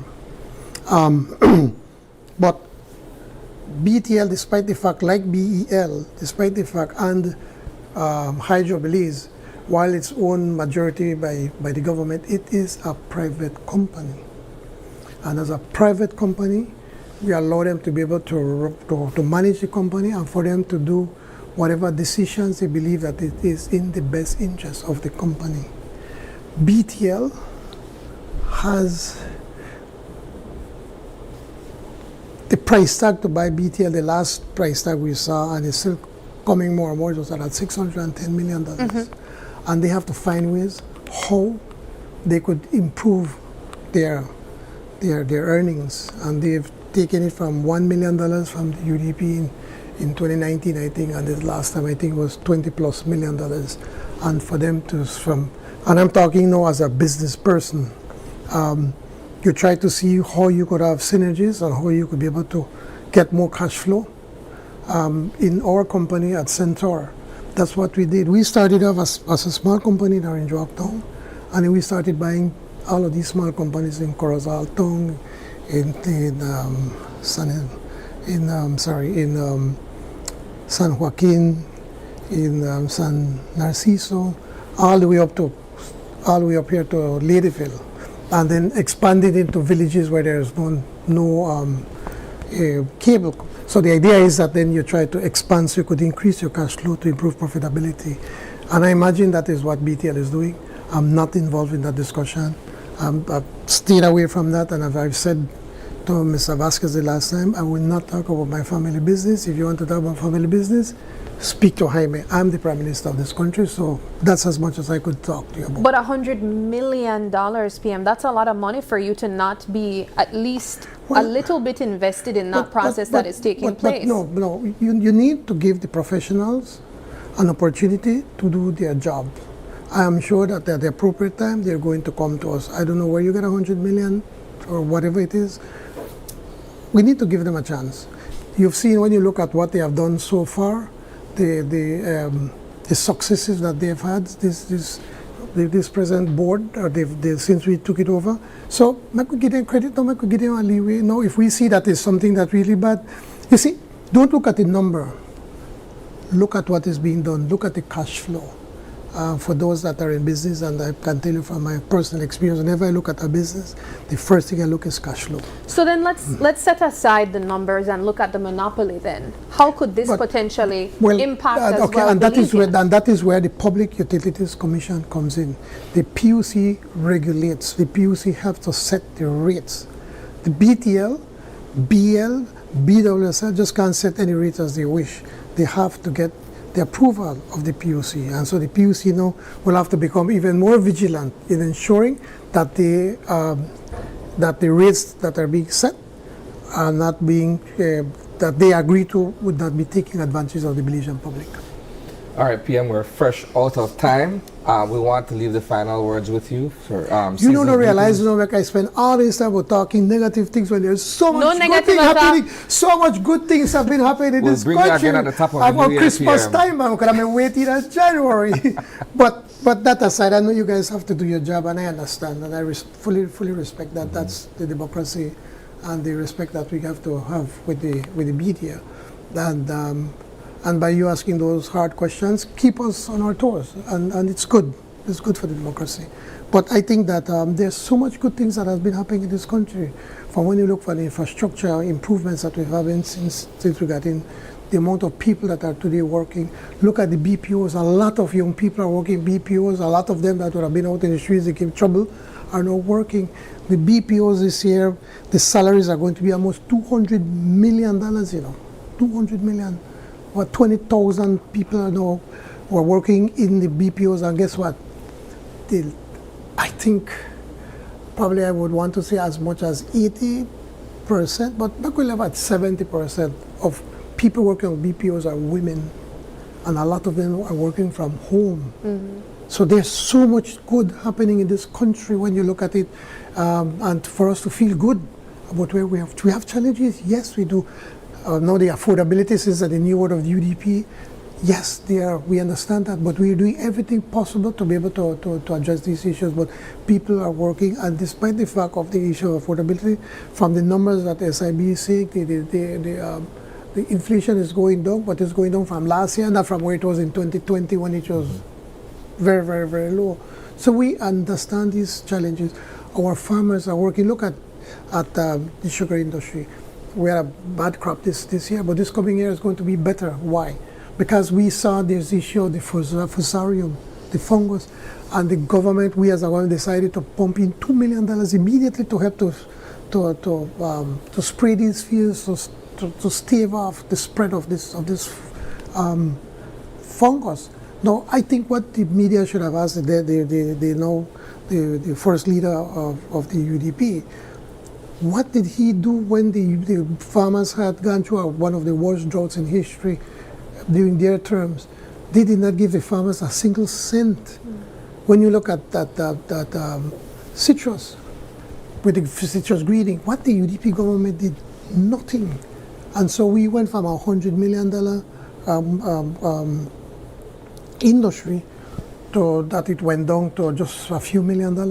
If they would have invested $1 million a year, we'd have been at 100 million, like what Costa Rica did. So we take active action to address these issues. We don't shy away from it. We don't run away from it. As I pointed out to you, when it comes to crime, we went after it. Look at NHI. I always remember in Orange Walk. I was driving in my constituency in Orange Walk Central, and I passed by an NHI clinic, and I saw a guy that I know, and I got out, and he saw me, his wife, and his 2 kids, and he looked at me and said, "By Johnny, dice, NHI, la mejor cosa que pueden hacer." Dice, "Ve, yo entré con mi familia, ve, dice, no gastamos ni $20, nos vieron a los 4, con medicina y todo, dice, es algo bueno y se está ayudando a la gente pobre." These are the things, the stories that you all need to get to so I can show there's so much good happening. Look, 15,000 kids get a meal in schools. 15,000. At the University of Belize, we just increased another $1 million to help them, to keep them going. We just voted in another $5 million for scholarships. So we are doing a lot of work, and so we are very proud of the work that we are doing. Can we do more? I wish we can. We want to do more? Yes, we can. Will we do more? Yes, we will. Because if there's one thing that with this government, we are a government that works. We work and we work hard every single day. PM, what's your Christmas tradition at home? Last final question. Christmas at home Christmas. has always been me and my sons and my brother and Jaime, Rosanna, and now my granddaughter. We meet Christmas every night, every year from I was married. My sons, even as when they were younger, they go out, but they go home for midnight. We meet Christmas together. We open gifts, and we talk again. And then probably at 2 o'clock we go sleep. Mm-hmm. And then for the day, my family, my immediate family, all of them come to have lunch at the house, and we have a few drinks until about around 8 o'clock. So that's what we do every single year. Excellent. So what's your message? So what's your message to the people as they bring in Christmas 2025? My message to everyone is that we need to be thankful for what we have. Thankful and for the bounty that God has blessed us with, and that we could always look forward for better times. And that we live in a good country.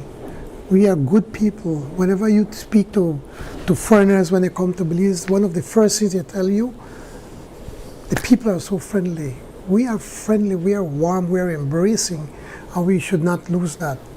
So I want to tell all our citizens, don't lose hope. Don't let the negativity pull you down.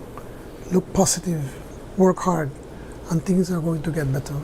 All right. Thank you very much. Prime Minister of Belize, Honorable John Bresenia, we appreciate your time taken to speak to us as well as the country.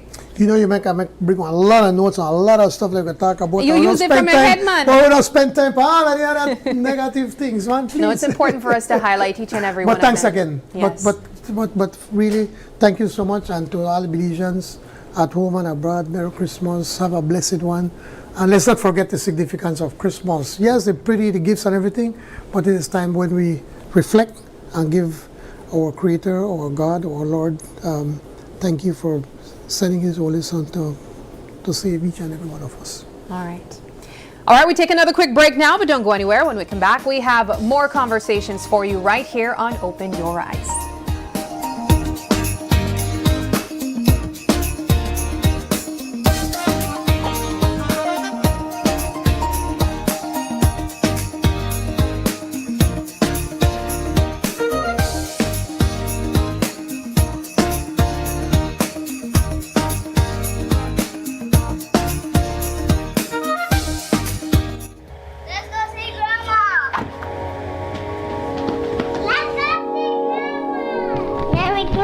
Grandma, we got you some presents. Merry Christmas, Grandma, we brought you some presents. Here you go.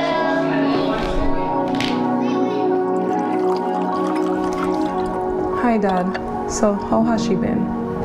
Darling, she has some moments. Some days good, some days bad. Some days she recognizes me, some days she doesn't. But you know what? Love is not forgotten. Love is always there. Always. That's so true, Dad. You know, maybe it's time for one of those good moments, one of those good days. Hi, Mom. Let's go for a ride. Come. Let's go for a ride, Mom. Come. All right, watch your step, Mommy. Watch your step. All right, take your time.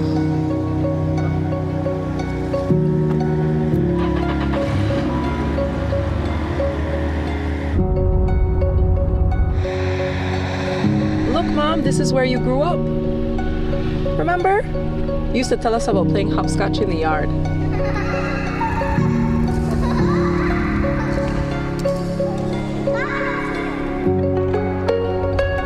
See, Mom, now we're coming up to the famous swing bridge. You said Dad used to walk his bike across here with you. Yes, you remember? Oh, and look, we're in town now. And we're coming up to your old job, Mom. Now it's called Belize Bank. You remember? Oh, John used to wait for me every day after work. Uh-huh. Oh, Casey. You're remembering. Remember, Mommy? You and Daddy got married here. Oh, yes. Oh, I was so nervous that day. Oh, it was the happiest day of my life. The first time I saw John, I knew he was the one. Aww.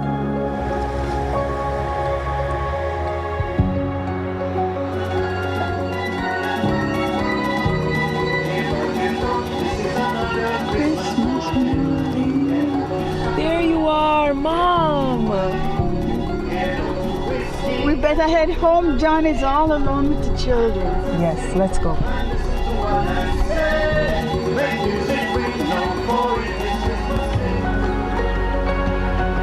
John!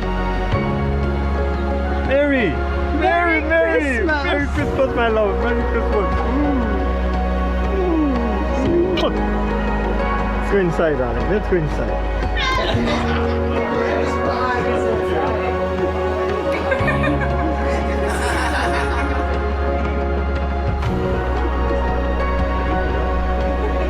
Merry Christmas, my love. Merry Christmas.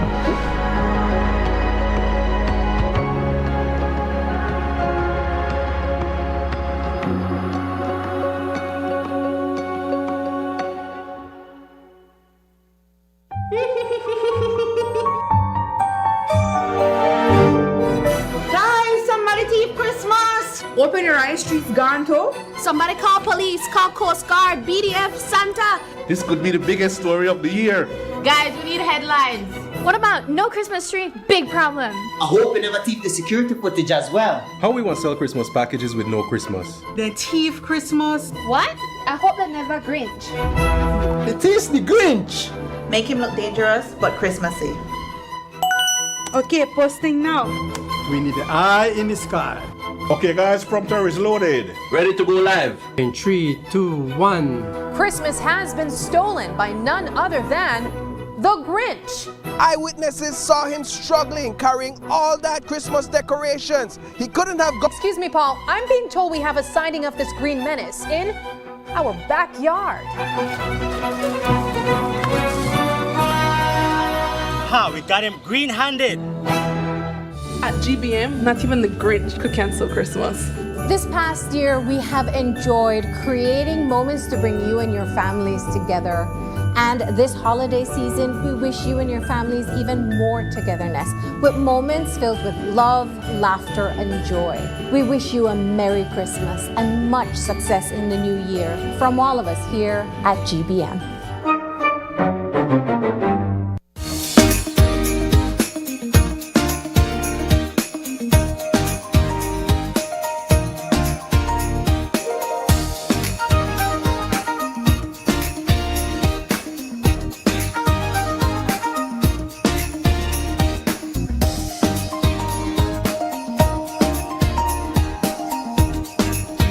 And welcome back. For the following conversation, we have been joined in studio by the Charge d'Affaires for the U.S. Embassy, none other than Catherine Beamer. Good morning. Good morning. And we're going to be discussing the Safe Third Country Agreement and some other new developments that the U.S. Embassy is working with us here in Belize. Good morning once again, and season's greetings. Thank you very much. Let's talk about the Safe Third Country Agreement. Perhaps there's a population of Belizeans that still don't really understand what this is all about and what the country stands to gain from this partnership with the United States. Let's begin there. Sure, absolutely. Well, thank you so much for having me. This is my first time on a morning show here in Belize, and I've been here I've been here about 3 months, so I'm really happy to be here at Channel 5. And I understand that this week you are also celebrating your 34th anniversary. Yes, so we are. Congratulations on that. The Safe Third Country Agreement, we signed this in October. I signed it with Foreign Minister Fonseca on behalf of the United States. And we're really grateful to Belize for stepping up and trying to assist the United States with the burden that we have on the U.S. asylum system. So the purpose of the Safe Third Country Agreement is to provide alternate places for asylum seekers to proceed with their asylum claims. Right now in the United States, as you know, combating illegal immigration is President Trump's highest priority. And we have a significant backlog in our asylum courts in the United States, in our immigration courts. There are about 1.4 million people who are waiting for their asylum claims to be heard. Now, the vast majority of these individuals do not come from countries where governments are persecuting their citizens for race or religious beliefs. Which or would be the like that. typical reason a person would seek asylum. Exactly. And so what the Safe Third Country allows us to do in the United States is to tell individuals who are waiting for their asylum date, for their court date, to say, look, you may return to your home country, or you may go and seek protection in a safe third country, like Belize, like Honduras, like many of the other countries that we've pursued these agreements with. And our hope is that those individuals who have legitimate fear of persecution in their home country will be able to come to a place like Belize and proceed with their claim. But that most of them will say, okay, you're right, I don't actually have a fear of political persecution, I'll return to my home country. And so that's really what the Safe Third Country is about, is upholding international law so that legitimate asylum claims can be heard, but also reducing the burden on the overwhelmed U.S. immigration system. What about the issue of refoulement, where this is all concerned? So we believe in Belize's robust refugee and asylum law here in Belize. And so we don't believe that anyone with a legitimate fear of persecution would be transferred back to their home country by Belize. Yeah. So we're not concerned about that because we do believe that Belize upholds its international legal obligations. What goes into the process, for my own benefit, and perhaps those who still might not understand the application process and the vetting process for persons to get their asylum applications approved? But what goes into that process in determining that that individual could not or would not be a threat to the country that they're trying to seek refuge in? So our Department of Homeland Security runs this process in the United States. And before anyone would ever be transferred to Belize, we would share as much information as we have on that individual. And Belize has complete autonomy under the agreement that we have to either say, yes, we would be willing to receive this individual and process their asylum claim here in Belize, or no, thank you, we would prefer not to have that option available. And so there's very little, there's complete authority that the Belizean government has on this. And so what would happen once we're through, we're in the implementation negotiation phase right now. So we signed the very broad framework agreement saying Belize would be willing to consider this opportunity. Now we're in the process of negotiating with the Belizean government numbers, timelines, all of those kinds of things. We'll probably have some teams from Department of Homeland Security come to the country to also chat with their Belizean counterparts. And that will really determine also the specifics of the process here in Belize. I want to also look a bit on some of the other donations that we've seen come out of the relationship between the U.S. and Belize. I know we're here to talk about one that's set to take place in January, but most recently there was also a collaboration with the donation of the forensics building as well in Dangriga. Can you speak about the importance of having these types of projects being supported from the U.S.? Yes, absolutely. I'm really proud. I know that in the previous segment that PM talked about when he came in and spoke with one of my predecessors about the need that Belize has for more assistance in the security space. And since 2020, we're on track to donate over $35 million of equipment to the law enforcement and security apparatus here in Belize. The donation that we made in Dangriga was about 740,000 Belizean dollars worth of equipment and a physical space that will allow ISO standard forensic capabilities in Dangriga to preserve evidence for criminal cases. So we're really excited to be partnering on that and hoping that really, we and our Belizean counterparts had identified a lack of capacity for such types of forensic storage and whatnot in the south, and so that's why we selected Dangriga, and it's been a project we've been working on for a couple of years now. So I was really thrilled to be able to hand that over just yesterday. Monday. Yeah. Yes, okay. The days are full. Yeah. Talk to us about the donation for the biometric data. Sure. So the Biometric Data Sharing Partnership is another big initiative that we're doing with the Migration Department and our Department of Homeland Security. Foreign Minister Fonseca went to the United States in July and signed a memorandum of cooperation with Secretary Noem at DHS. And under this partnership, BDSP is the acronym, but I don't like to use too many acronyms. BDSP will provide Belize with access to this global database that we call IDENT, which has all of sort of known and suspected terrorists, narco traffickers, all those kinds of things identified with their biometric data. And so when foreigners are entering Belizean territory, your migration officers will be able to, if something fishy is in their application, or if they have a travel pattern they don't like, or just something that they're unfamiliar with, they can collect the biometric data, the fingerprints and iris scans from the individuals when they're coming into Belize, send that to the IDENT database, see if there's any match or flags in our international system, and then they'll be able to make a decision as to whether they want to admit that person into Belize or not. So it's a secondary screening procedure, and that will be at several different points of entry around the country and at the airport, and we'll have a mobile unit as well.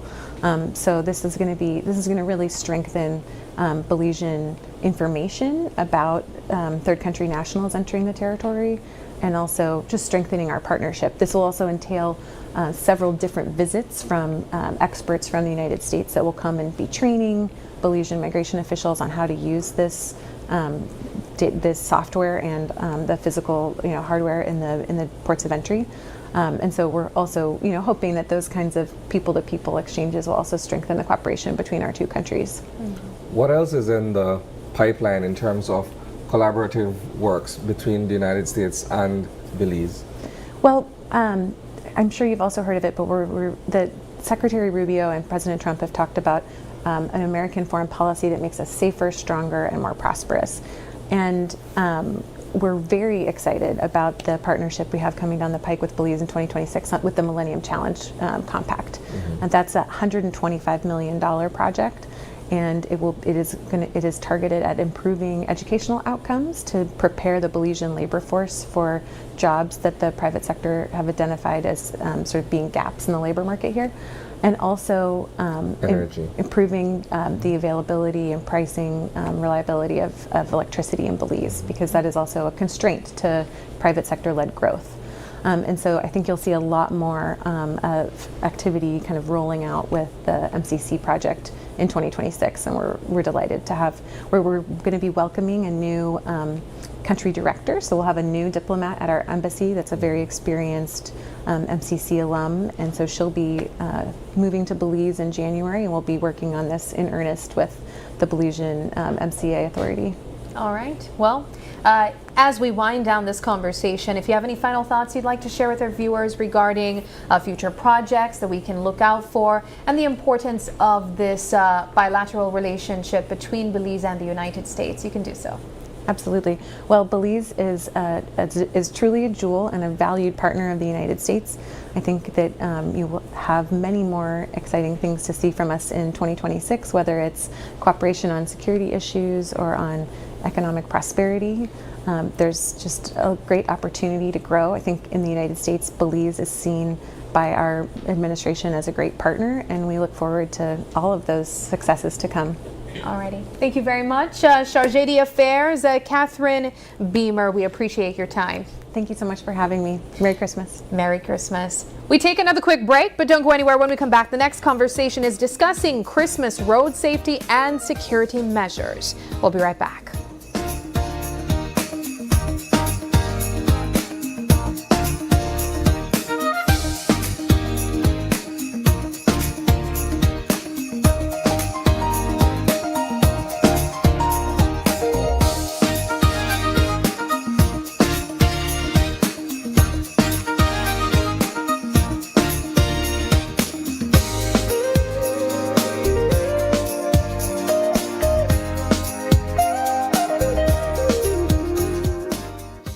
It's Christmas time at Brothers Habet and Habet, and we have some great gifts for you, like our signature 15% off all Berger, Penta, and domestic paints, and 30 to 40% off selected and discontinued colors, 15% off all power tools, 20 to 30% off select tiles, 20 to 65% off light fixtures, and 40% off sunlight windows and mirrors. Also, GST free days on December 6th and 20th. Plus, for every $50 you spend, get a chance to win a $500 gift certificate in our 12 Days of Christmas giveaway. Merry Christmas and a Happy New Year from all of us at Brothers Habet and Habet.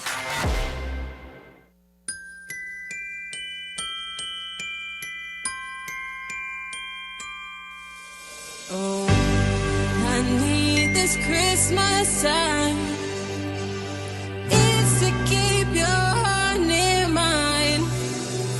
Smart's the way I'm gonna reach you. Every message, every call. I don't need a gift to hold. Just a voice that feels like home when the date is flowing through. Smart's connecting me straight to you.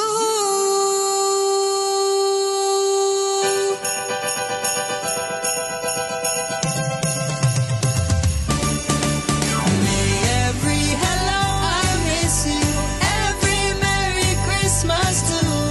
Through this season warm and bright, Smart connects our hearts tonight. All we want this Christmas time is that feeling so divine. Sharing joy across the nation, Smart connects our families. Keeping every heart in touch, 'cause the season means so much. When the data's flowing through, Smart's connecting me straight to you. May every hello, I miss you, and Merry Christmas find its way through. Because no distance is too far when we're smartly connected. Merry Christmas! Smart, bringing people together. We at Fulltech Systems understand that technology isn't just a tool, it's a game changer. At home, smart devices and AI are revolutionizing daily life. In education, tech is making learning more interactive and accessible for students and educators alike. For businesses and government, it's driving innovation, streamlining operations, and unlocking growth, leveraging tech for better services, infrastructure, and security. At Fulltech Systems, we help you thrive with cutting-edge solutions, partnering with leaders like Dell, HP, Microsoft, APC, Fortinet, Cisco, and Tomie. We deliver the right products for your needs, whether it's boosting efficiency, improving customer engagement, or scaling operations. Connect with us and let's drive innovation together. Full Tech Systems, your technology center, where you come for the price, but stay for the service. Driving around, particularly during this holiday season, can be quite an experience. Families are out shopping and the streets are buzzing with excitement. It reminds me that this season is all about connections, and it starts with how we treat each other, even on the road. When I'm behind the wheel, I always remind myself that being on the road is more than just following the rules. It's about looking out for each other and making sure we all get home safely to our families. This season, let's continue to be alert and be kind on the road. Be courteous, give way, and stay safe. A message from BEL.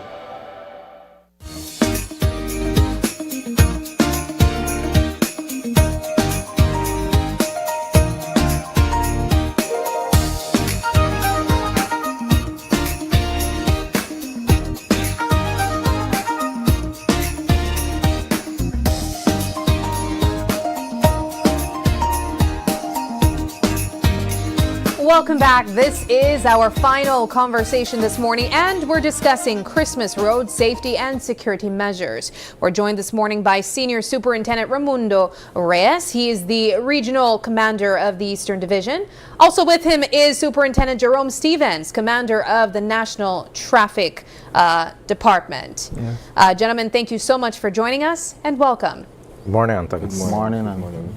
It's a season of a lot of movements.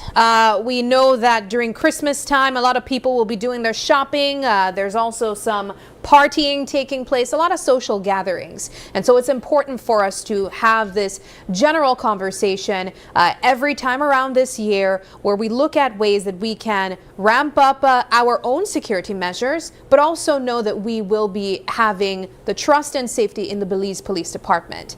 Gentlemen, let's open up the conversation by addressing what those concerns might be at this time and what we can expect from the Belize Police Department. Let's begin with traffic and road safety. There's been an increase in road traffic accidents over the weekend. I saw a couple accidents just last night. Driving home, I saw some accidents as well. What is the measures coming out from the Belize Police Department that we can expect? And of course, advice to the public. Perhaps we can begin with you, Mr. Stevens. Good morning.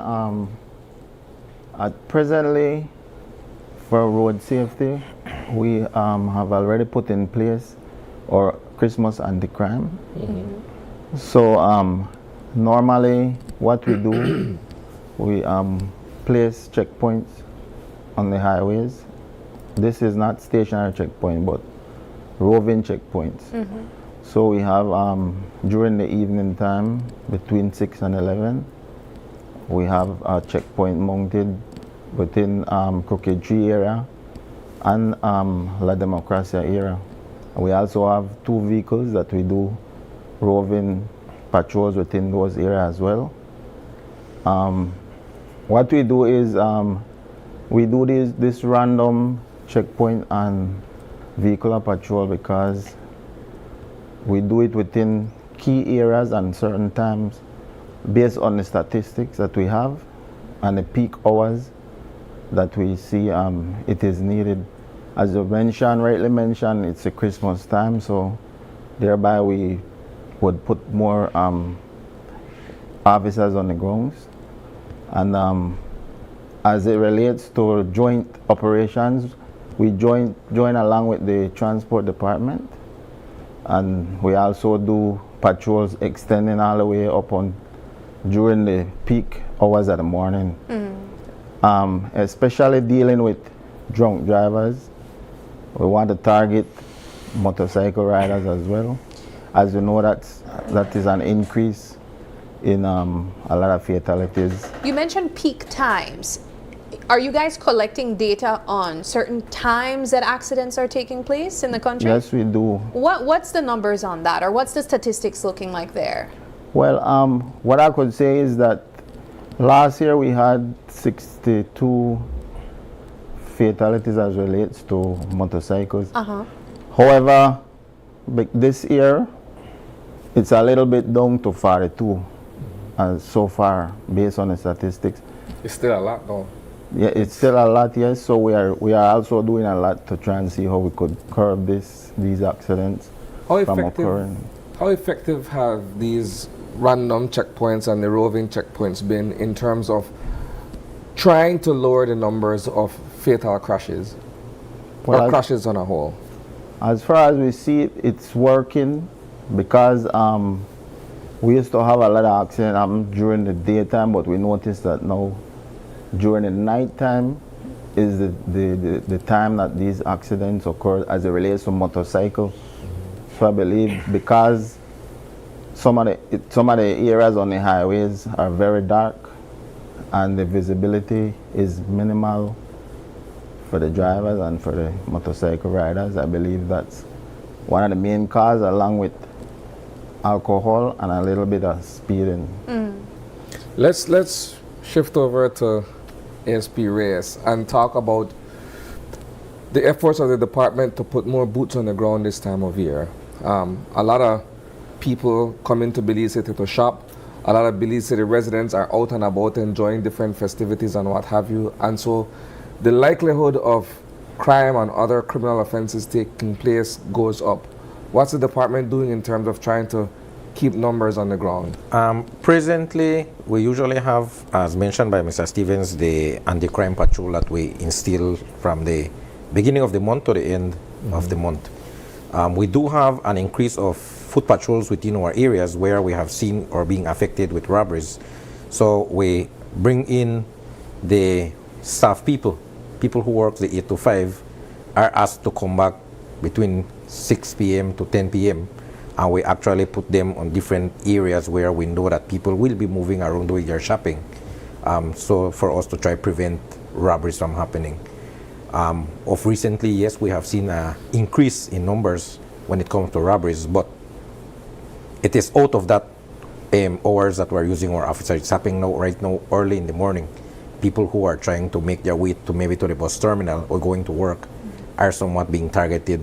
So we look at that strategy. We do have a team of motorcycle riders with the newly acquired motorcycles that we received for Eastern Division. So these persons are actually posted at different locations to ensure that we have that police presence within those business areas and so forth.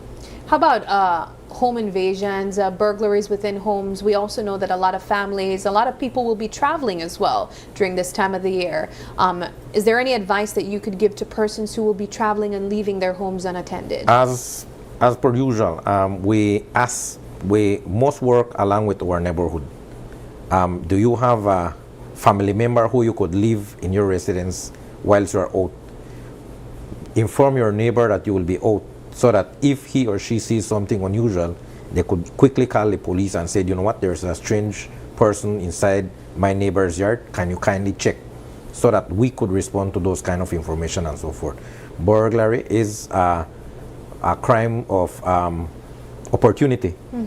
We do have people where we know move around, they scout the area, ensure that they do their proper surveillance before they attack. So it is our neighborhood. They look for patterns, yes, right? Ma'am. How effective do you guys find neighborhood watch groups? For example, I know that used to be a thing. I don't know that it's very common anymore. We do have a few neighborhood watches within Belize City active, especially the one in the Kings Park area. That is a very active neighborhood watch group.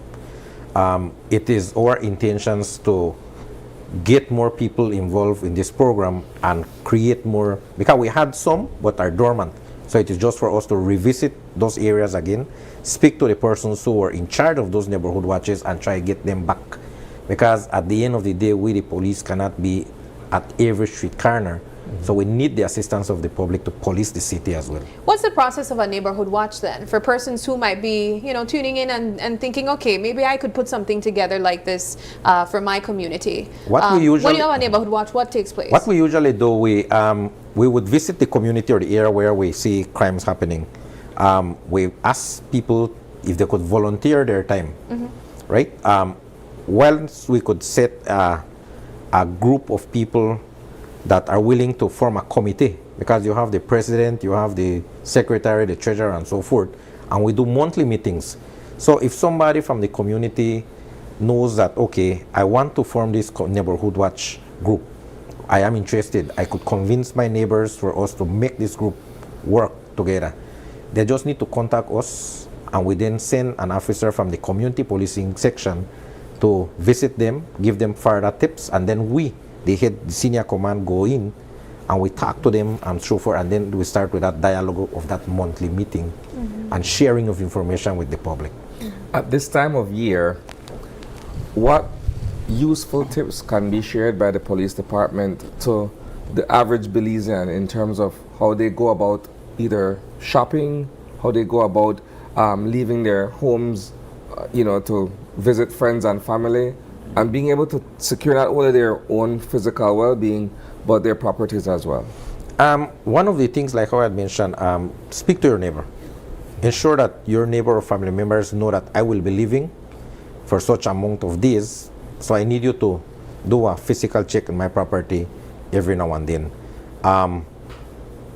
Valuable items, try not to display it. You have glass windows or so forth, put a dark curtain so that persons walking in front of your premises cannot have that luxury of seeing what all you have inside your house, right? Lights, proper lighting around your house. We have sensor lights that could help us detect people moving during the course of the night. So things like this could help us prevent from being a person targeted by criminals within your own premises.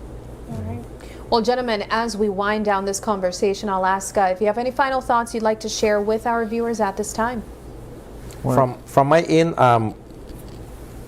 this coming Saturday we have the Love FM Christmas Parade, which is an event that is actually attended by a lot of people, not only from Belize City but all over the country, comes in for the parade. So we are just asking people to come out, enjoy themselves.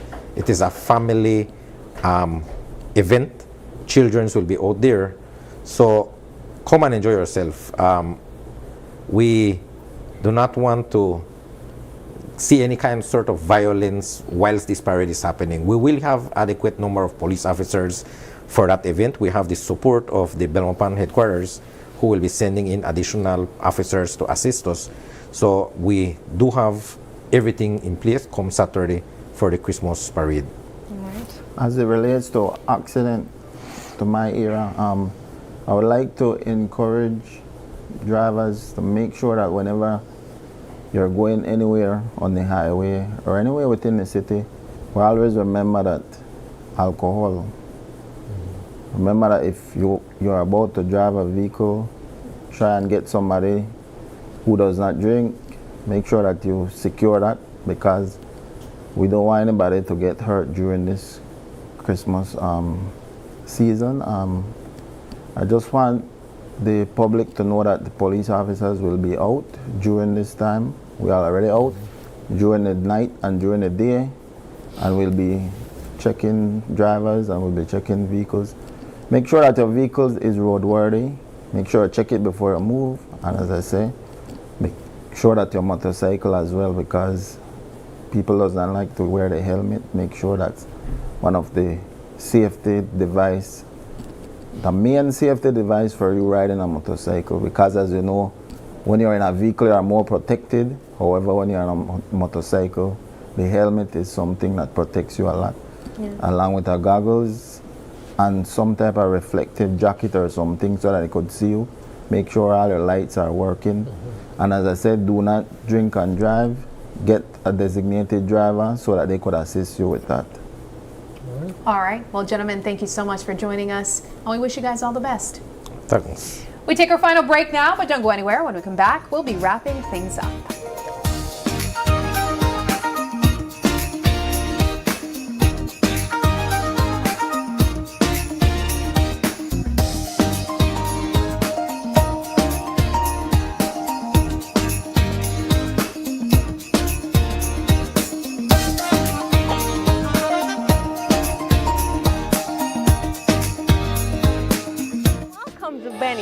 Your #1 store. Get fantastic discounts, massive deals, falling prices, and more. From A to Z, we've got what you need for all your building, hardware, and construction guaranteed. High quality appliance, paints, plumbings, tiles, electrical, sinks, and faucets in a variety of styles. Benny's Hardware, the best place to be, with brand names like Delta, Sankey, and Milwaukee. Need to freshen up your home? We have paints galore. BH, Texturelight, and Benjamin Moore. Hammers, grinders, saws. In tools, we've got the best. Power drills and wrenches to ace any test. With Benny's on your side, you will surely succeed. From home goods to gym equipment, we've got everything you need. Light bulbs, fixtures, cabinets, drywall. Benny's has got it all for any project, big or small. So don't waste any precious time. Make Benny's your destination. Earn B-Bucks and win $10,000 with Benny's Homecation. So visit Benny's for some holiday cheer as we wish you a Merry Christmas and a Happy New Year!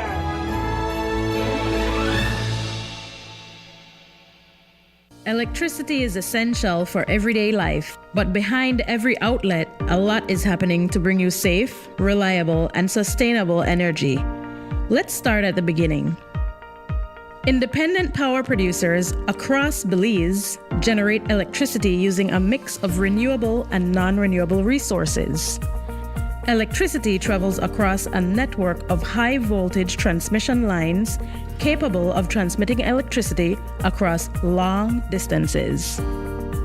Electricity then reaches your nearest substation, where it is adjusted to a lower voltage, making it safe to travel on the distribution lines you see in your community. From there, electricity makes its final journey from the distribution lines to your home, providing you with safe and reliable power when you need it. Belize Electricity Limited. We continue to serve you.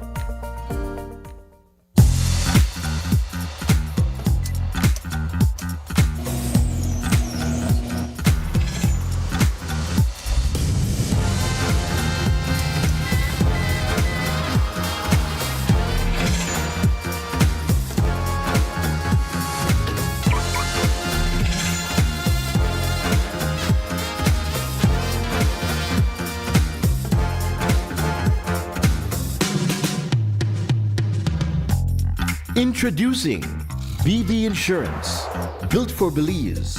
Your security, our priority.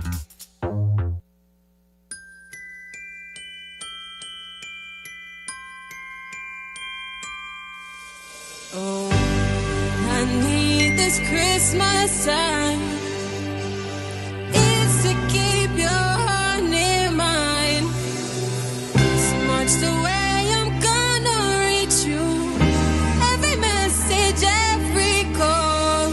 I don't need a gift to hold. Just a voice that feels like home when the date is flowing through. Smart's connecting me straight to you.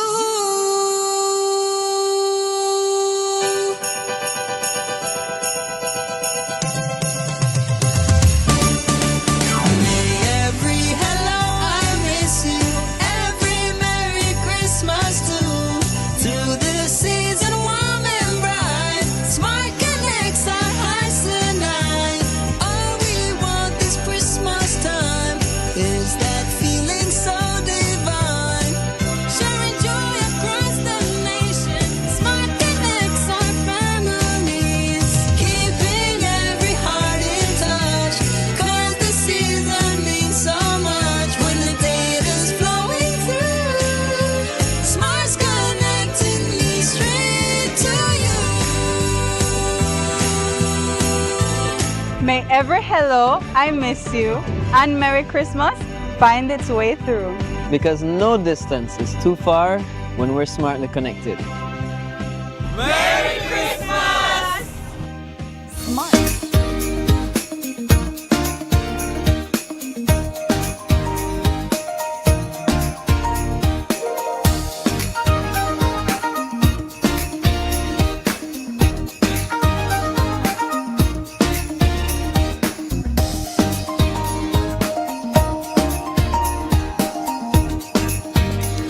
back and thank you for sticking with us. We're winding down this morning and we want to say a huge thank you to everyone who joined us this morning. And also you guys for staying locked in even beyond 8:30 this morning.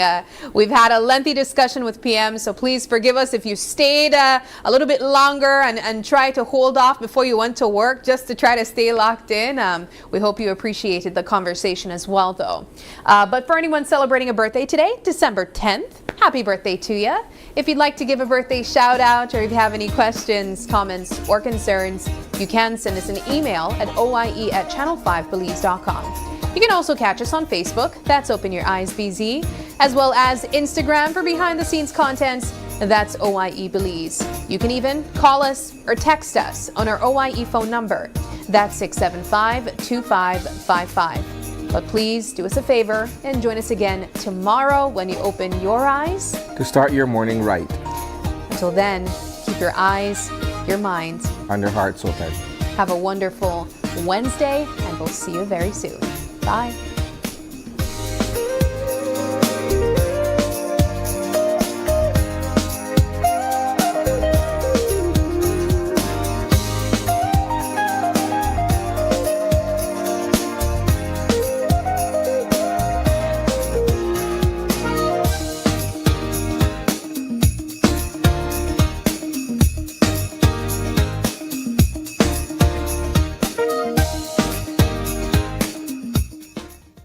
Open Your Eyes was brought to you by the Belize Bank, our country, your bank, and Smart, bringing people together.